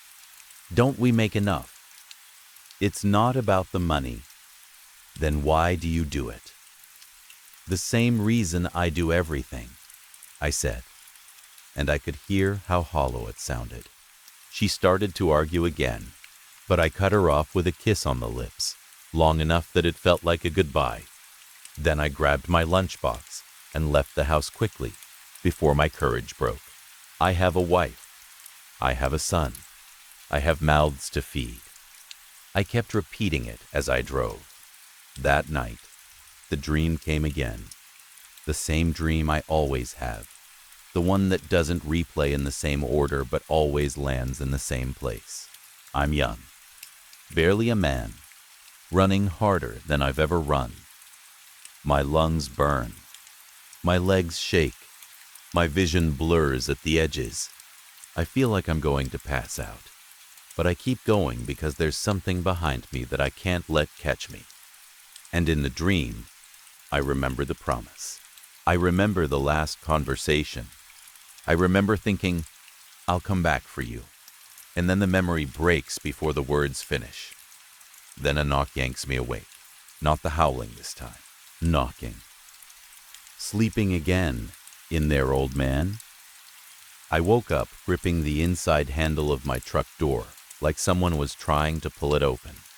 My heart was racing. It took me a second to realize I wasn't home. I wasn't in bed. I was in my truck, parked near the work site, and the sun was just starting to bleed into the sky. "Come on, man. It's me," the voice said. I looked up into dawn light and saw Jason's scruffy beard and young face at the window. He smiled like he always did. half joking, half trying to be friendly. "Unless you think I'm an alien," he added, and he bent his knees and made stupid little hopping motions, screeching like a cartoon, then laughing at his own joke. I couldn't help it. I chuckled. It was tired, but real. I climbed out of the truck.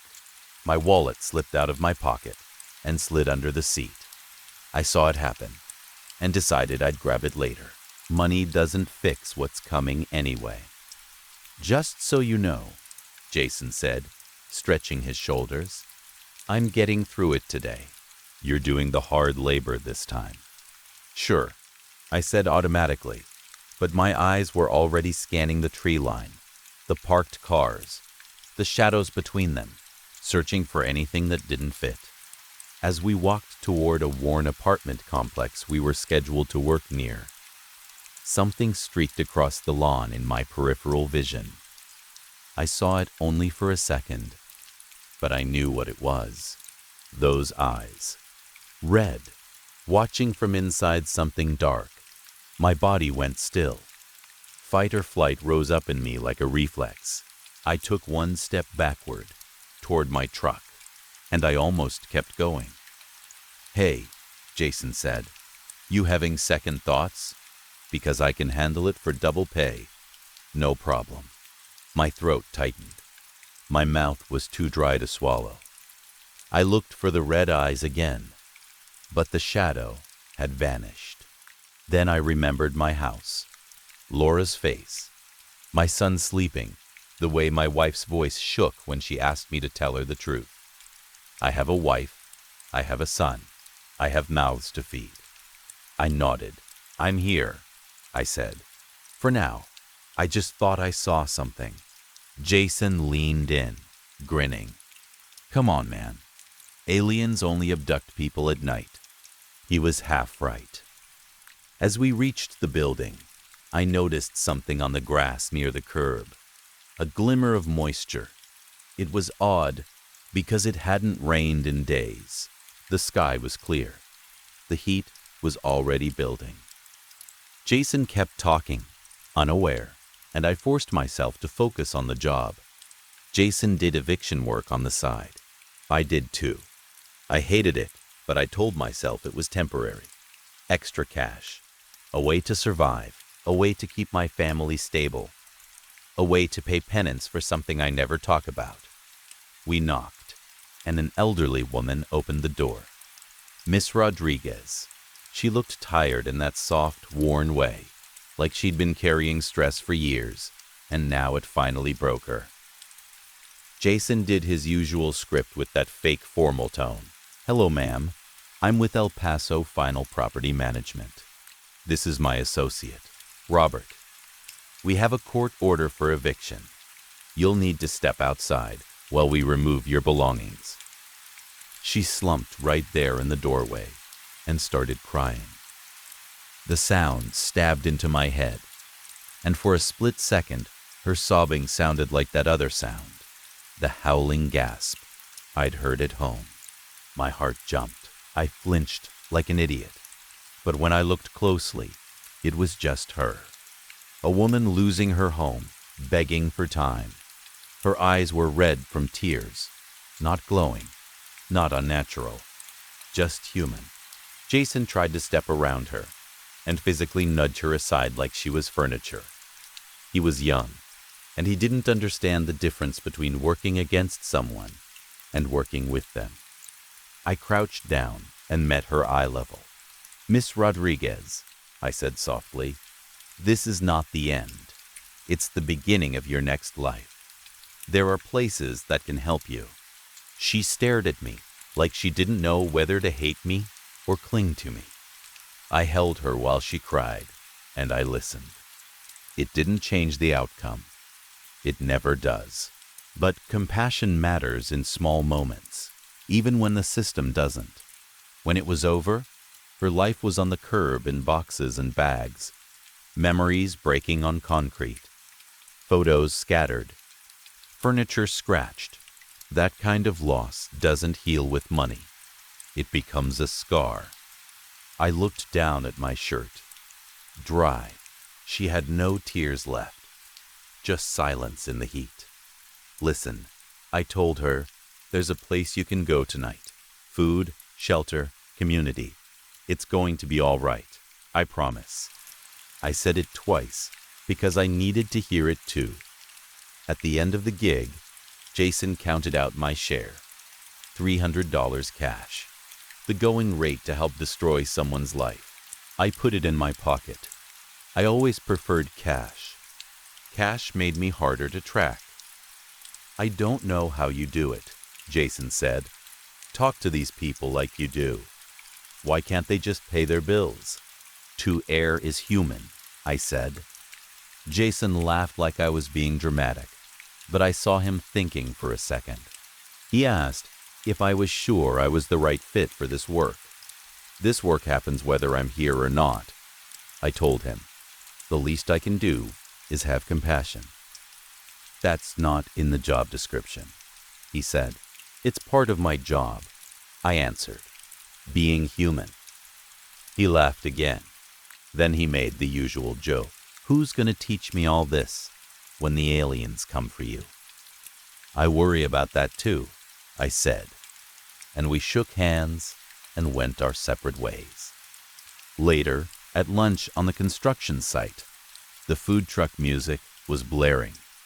People lined up. The sun was high. Everything looked normal.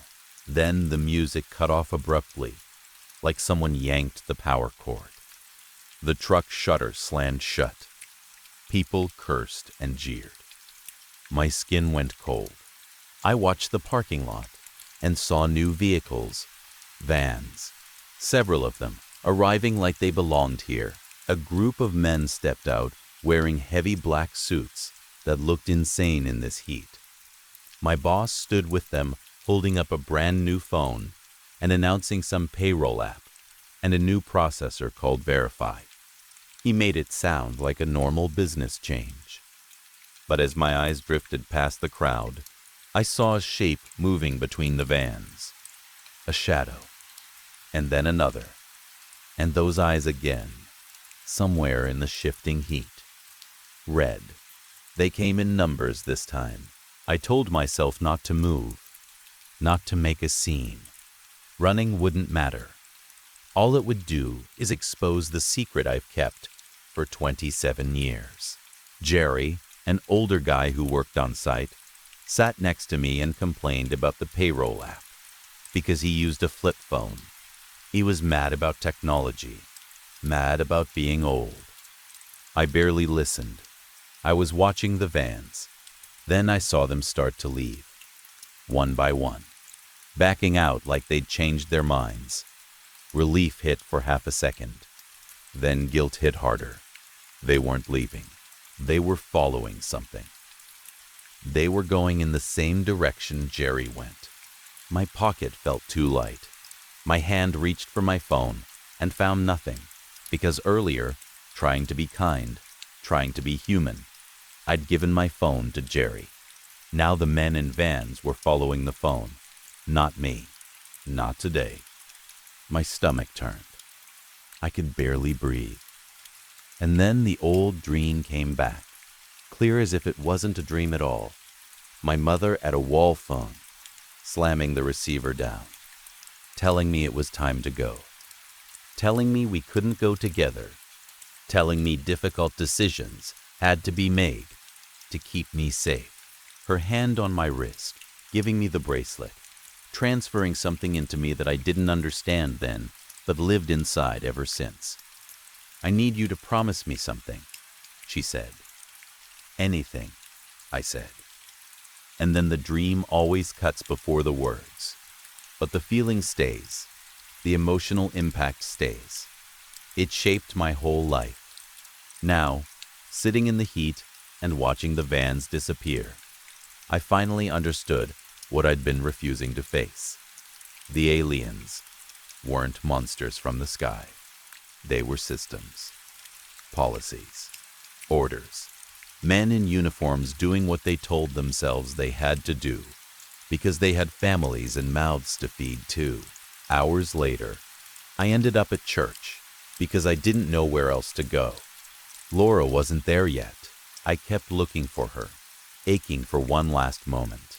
People offered food and shelter and money, but the only thing that felt real was the compassion, the way someone put an arm around another person and said, "I'm sorry." I watched Reverend David looking at me like he knew something. He told me the demons that pursued me couldn't harm me here. He believed he could keep me safe. He couldn't, but the kindness mattered anyway. In the confessional, I finally spoke the truth I'd dodged for decades. But even then, I couldn't say it straight. "I was asked to keep a promise to someone I loved," I said. "And you broke it?" he asked. "No," I whispered. "Worse. What could be worse than breaking a promise?" "Keeping it," I said. I told him I left someone behind, someone I loved. He assumed I promised to return, and didn't. But that wasn't the truth. I promised I wouldn't. He told me I was forgiven anyway. That salvation was for everyone. And then the light hit the stained glass like a blade, white and harsh.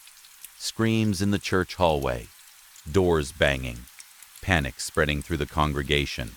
I understood in that moment what my mother had done, the sacrifice she made, the choice to spare someone else by taking the fear on herself.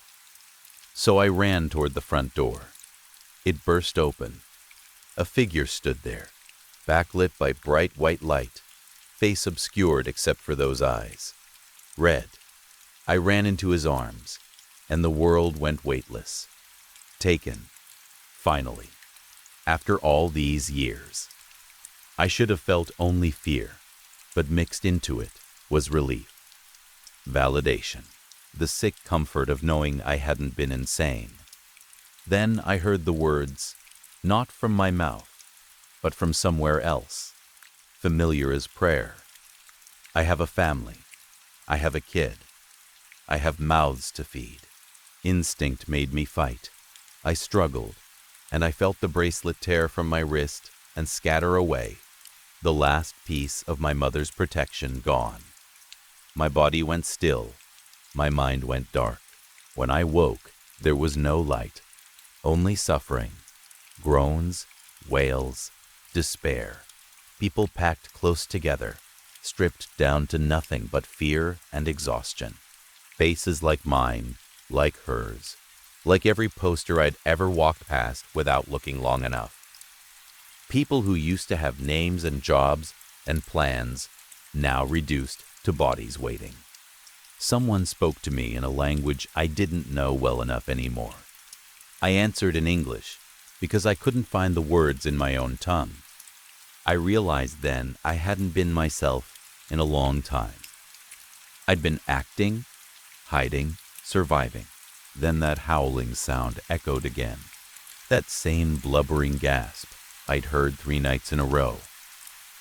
I followed it through the hall until I reached a small window separating rooms. And behind it, I saw him. The one with the red eyes. Up close, the eyes didn't look angry. They looked wet, swollen, sad. He was holding a photograph in his hand, and a small puddle was forming on it as tears fell. He wiped his face. Then he put his mask back on, covering whatever he was underneath. He looked at me through the glass. We locked eyes. Neither of us spoke. He had a wife. He had a son.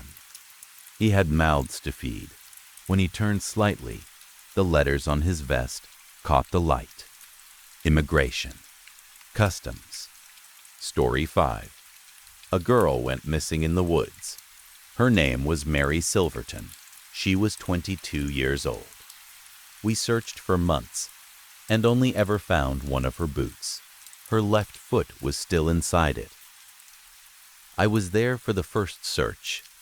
I still remember how quiet the woods felt that morning, even with all the people moving through them. There were park staff, police, volunteers, dogs, and people from town who said they knew the area well enough to help. Most of them did not. Woods can look simple when you stand at the edge of them, with sunlight on the trees and birds singing in the branches. But once you go in, they can swallow sound, turn paths around, and make a person feel small and lost in a very old way. Mary had gone for a hike alone. She had told her parents she would only be out for a few hours. When she did not come home that evening, they called for help. At first, everyone thought she had taken a wrong trail, or twisted an ankle, or gotten caught by bad weather and found some place to wait. That was the kind of thing people wanted to believe. The woods could be dangerous, but they were not always deadly. Sometimes they only made a person late, dirty, and scared. But Mary did not come back. The search became bigger with each day. We called her name until our throats hurt. We pushed through wet brush and thick mud. We checked gullies, fallen logs, stream beds, and rocky slopes. We found old cans, torn cloth, deer bones, and things that made us think for 1 second that maybe we had found a clue. Only to learn it was nothing. Every day ended the same way, with tired bodies, muddy boots, and faces that looked more empty than hopeful. The man leading us was Senior Park Ranger Nathan Crooks. Everyone in town knew Nathan. He had been at the park for years, maybe too many years to count. People said he knew every trail, every creek, every safe place, and every dangerous one. They said if someone could be found, Nathan would find them. After I met him, I could understand why people liked him so much. He had a calm voice, a steady way of looking at people, and a kindness that seemed real, not forced. He was not the kind of man who needed to act important. He was simply there, doing the work, asking the right questions, and never sounding annoyed, even when everyone else was tired and scared. Mary's parents were there almost every day in the beginning. Her mother wore the same dark jacket for weeks. Her father kept a map folded in his hand, as if he could force the woods to give up by staring at it hard enough.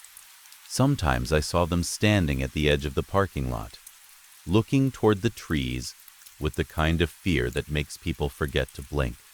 I tried to keep my distance from them at first because I did not know what to say. What could anyone say to parents whose daughter had gone missing in the middle of nowhere? Then, on the third day, we found the boot. It was lying near a muddy stretch of ground, not far from one of the smaller trails. The rain had softened everything, so at first, it looked like just another dark shape in the dirt. One of the search dogs had stopped near it. I remember crouching down, brushing away wet leaves, and seeing that it was a woman's boot, the kind made for rough walking. It was not torn or crushed. It looked almost normal, except for what was inside it. Her left foot was still in the boot. That moment stays with you. The whole search changed after that. Before the boot, there had been a chance, no matter how small, that Mary was cold, hurt, or hiding somewhere, waiting to be found. After that, the hope did not disappear completely, but it changed shape. It became thinner, weaker. People started speaking in lower voices. The dogs had more area to cover. More officers came out. More questions were asked, yet the woods kept their mouths shut. Weeks passed, then months. The boot was all we ever found. By the second month, people began to lose faith. Search teams still went out, but the energy was gone. Volunteers stopped coming as often. The weather turned worse. Rain came down in hard sheets and made the ground slick and dangerous. Branches snapped underfoot. The creek swelled. The park looked gray and tired, as if even the trees were sick of holding secrets. Mary's parents still came, but they no longer looked like people expecting good news. They looked like people waiting for a final hurt. I heard them talking one day near the ranger station. They were not arguing, just speaking in that quiet way people do when they are too tired for anything else. Her mother asked if there was anything left to search for. Her father did not answer right away. I think they both knew what she meant. They had already searched every place that seemed likely, and every place that seemed unlikely too. There are only so many times you can walk the same ground before it starts to feel cruel. On one of the worst days, the rain became so heavy that Nathan finally called the search off early.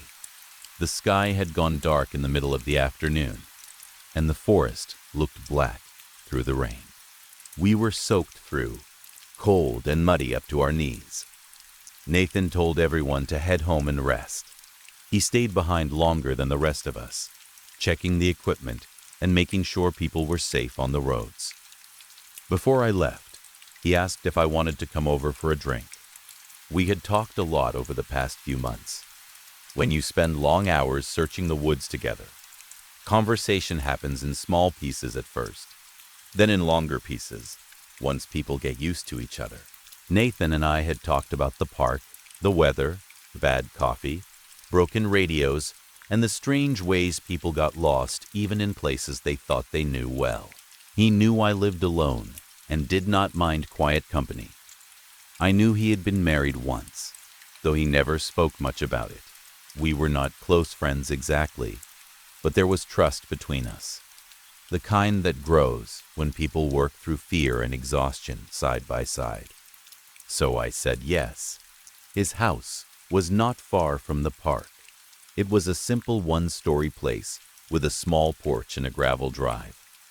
I remember the smell of wet pine in the air and the sound of rain hitting the roof while we sat inside.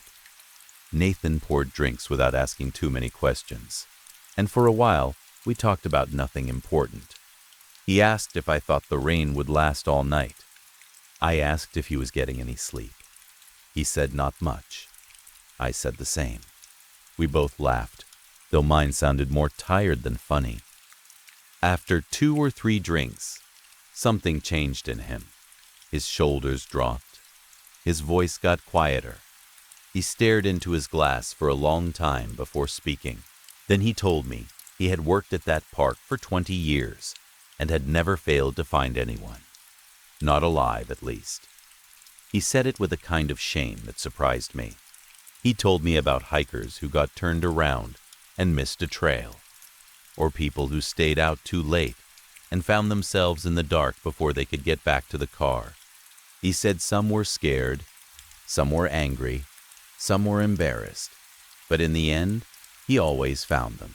He would guide them back, give them water, tell them to rest, and then spend the next day putting up a new sign or fixing a broken marker so it would not happen again. Then he looked up at me and said he felt like he had failed Mary. His eyes were wet when he said it. I could see he had been holding that feeling in for a long time. Maybe since the first day. Maybe before that. I tried to comfort him. I told him it was not his fault.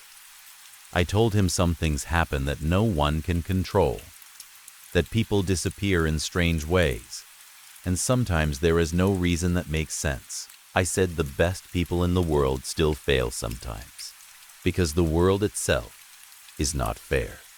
He did not answer at first. We sat in silence. The only sounds were the rain outside and the low hum of the refrigerator in the kitchen. The room felt smaller the longer we stayed there. Then he asked me a question that has never left my head. He asked if I really thought Mary would never be seen again. He asked if I thought we would never find her. I remember looking at him and saying yes. I wish I could say that answer came from certainty, but it did not. It came from exhaustion. It came from the hard truth that the search had gone on too long, with too little hope left in it. We had searched those woods until every patch of ground felt familiar. If Mary was still out there, the woods had hidden her better than they had hidden anything I had ever seen. Nathan looked away after that. He nodded once, slowly, as if something had settled inside him. I did not understand what that meant at the time. I thought he was simply grieving. I thought he was a man carrying too much guilt for something that was not his fault. 3 days later, Mary's parents called off the search. By then, it had only been them, Nathan, and me showing up regularly. So when they finally said they could not do it anymore, I was not surprised. I was sad, but I understood. There comes a point where hope starts to feel like a lie people tell themselves so they can keep walking into the same trees. They thanked us both. Mary's mother cried when she said goodbye. Her father looked like he had aged 10 years. After that, life moved on in the way it always does. Slowly at first, then, all at once, new cases came in. New work replaced old work. The woods stayed where they were, quiet and full of shadows, and the missing girl became one more painful memory in a place already full of them.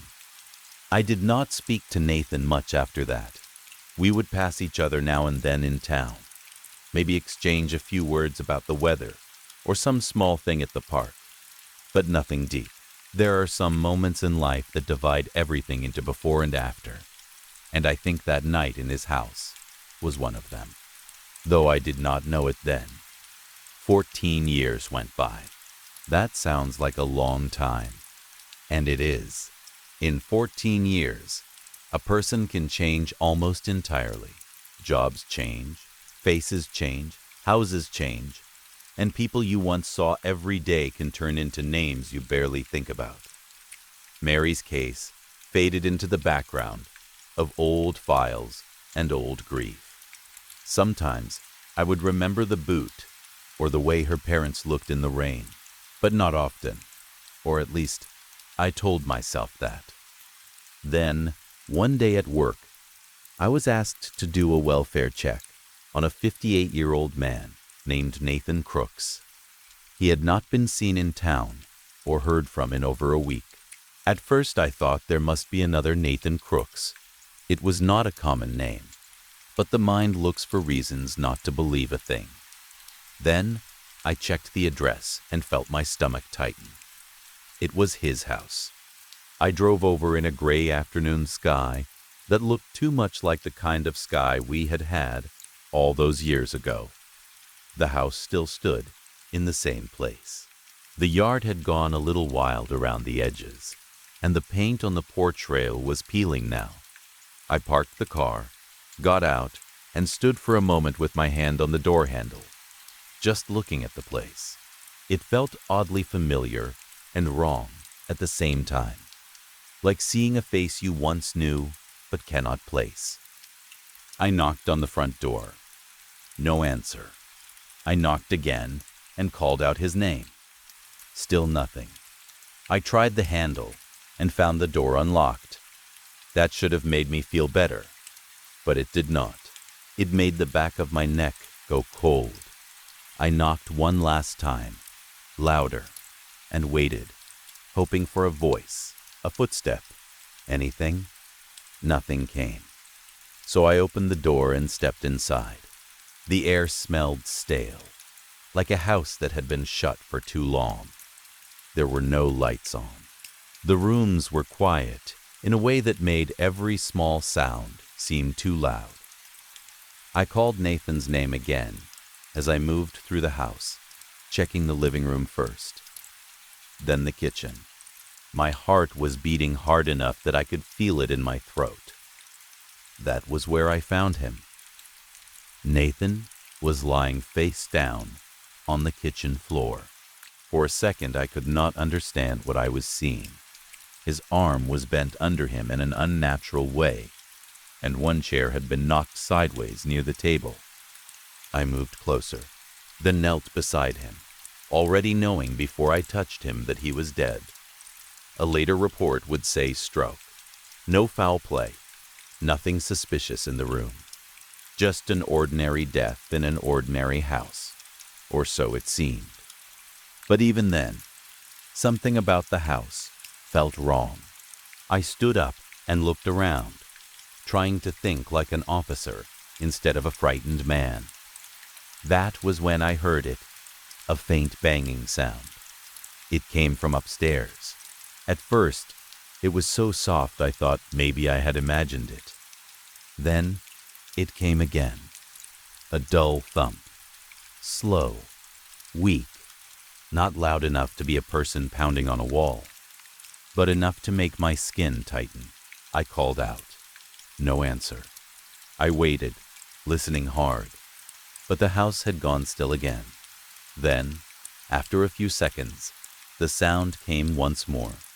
Bang. I remember looking at the ceiling and feeling a sharp, sick kind of fear, the kind that does not fit the situation yet, and still, somehow does. I waited for the ambulance and backup, but while I was alone, I searched the house. I checked every room downstairs, and then went upstairs, step by step, keeping one hand near my light. There were 2 bedrooms, a bathroom, and a small hall closet. Nothing looked strange. Nothing looked hidden. That was when I noticed the attic hatch. It was set into the ceiling of the upstairs hall, painted to match the wood around it so well that I had not seen it at first. There was a pull ring in the center. I stood under it for a long moment, listening. The house was silent now. No banging, no movement, just the sound of my own breathing. I got a ladder and opened the hatch. A rush of stale, dry air came down from above. It had a smell I can only describe as old wood, dust, and something worse underneath it. I climbed up slowly and shined my light into the attic space. At first I saw only boxes, sheets, and broken furniture pushed into corners. Then the beam caught on something human-shaped near the far side of the attic. I froze. It was a woman. She was lying on a thin mattress, covered with a dirty blanket. Her face was turned partly away from me, and for one awful moment, I could not tell whether she was alive. Then she shifted slightly, and I saw that her eyes were open. She looked weak, thin, and terribly old in a way that hunger can make a person look old before their time. Her mouth was gagged. My light moved lower, and I saw that one of her feet was missing. I knew before anyone said the name, but when the investigators came and the body was examined and the reports were matched, the truth settled in like ice water. It was Mary Silverton. She had been in Nathan Crooks's attic all those years. She was 36 years old now.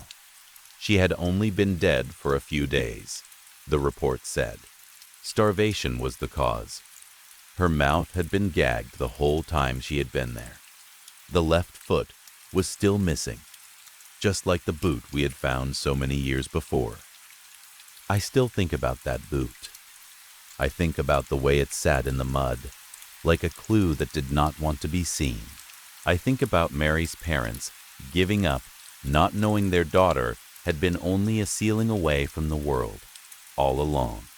I think about the night Nathan sat in his kitchen and cried into his drink, talking about guilt like a man who was trying to bury something deeper than fear. I think about the question he asked me and how carefully I answered it, not knowing I was speaking to the man who had taken her. Sometimes I wonder how many times he went upstairs after the search ended, how many meals he carried to her, how long he thought he could keep the truth hidden, how he lived in that house with the sound of her breathing above him, or maybe with no sound at all if she had grown too weak to make any. I wonder if he ever believed he could get away with it forever. Maybe he did. Maybe that is why he seemed so broken back then, not because he had failed to find Mary, but because he had succeeded in hiding her. The worst part is how normal he seemed. Nathan Crooks was the kind of man people trusted. He was polite, helpful, steady, and calm. He had spent 20 years guiding people out of the woods, and all the while he had been keeping one woman trapped above his own head. That is the part that stays with me most. Not the attic, Not even the dead body. It is the thought of all those years, all those ordinary days, and the fact that underneath them, a terrible secret was sitting there in silence. The woods took Mary from the world, but Nathan kept her. And for 14 years, no one knew she was still there.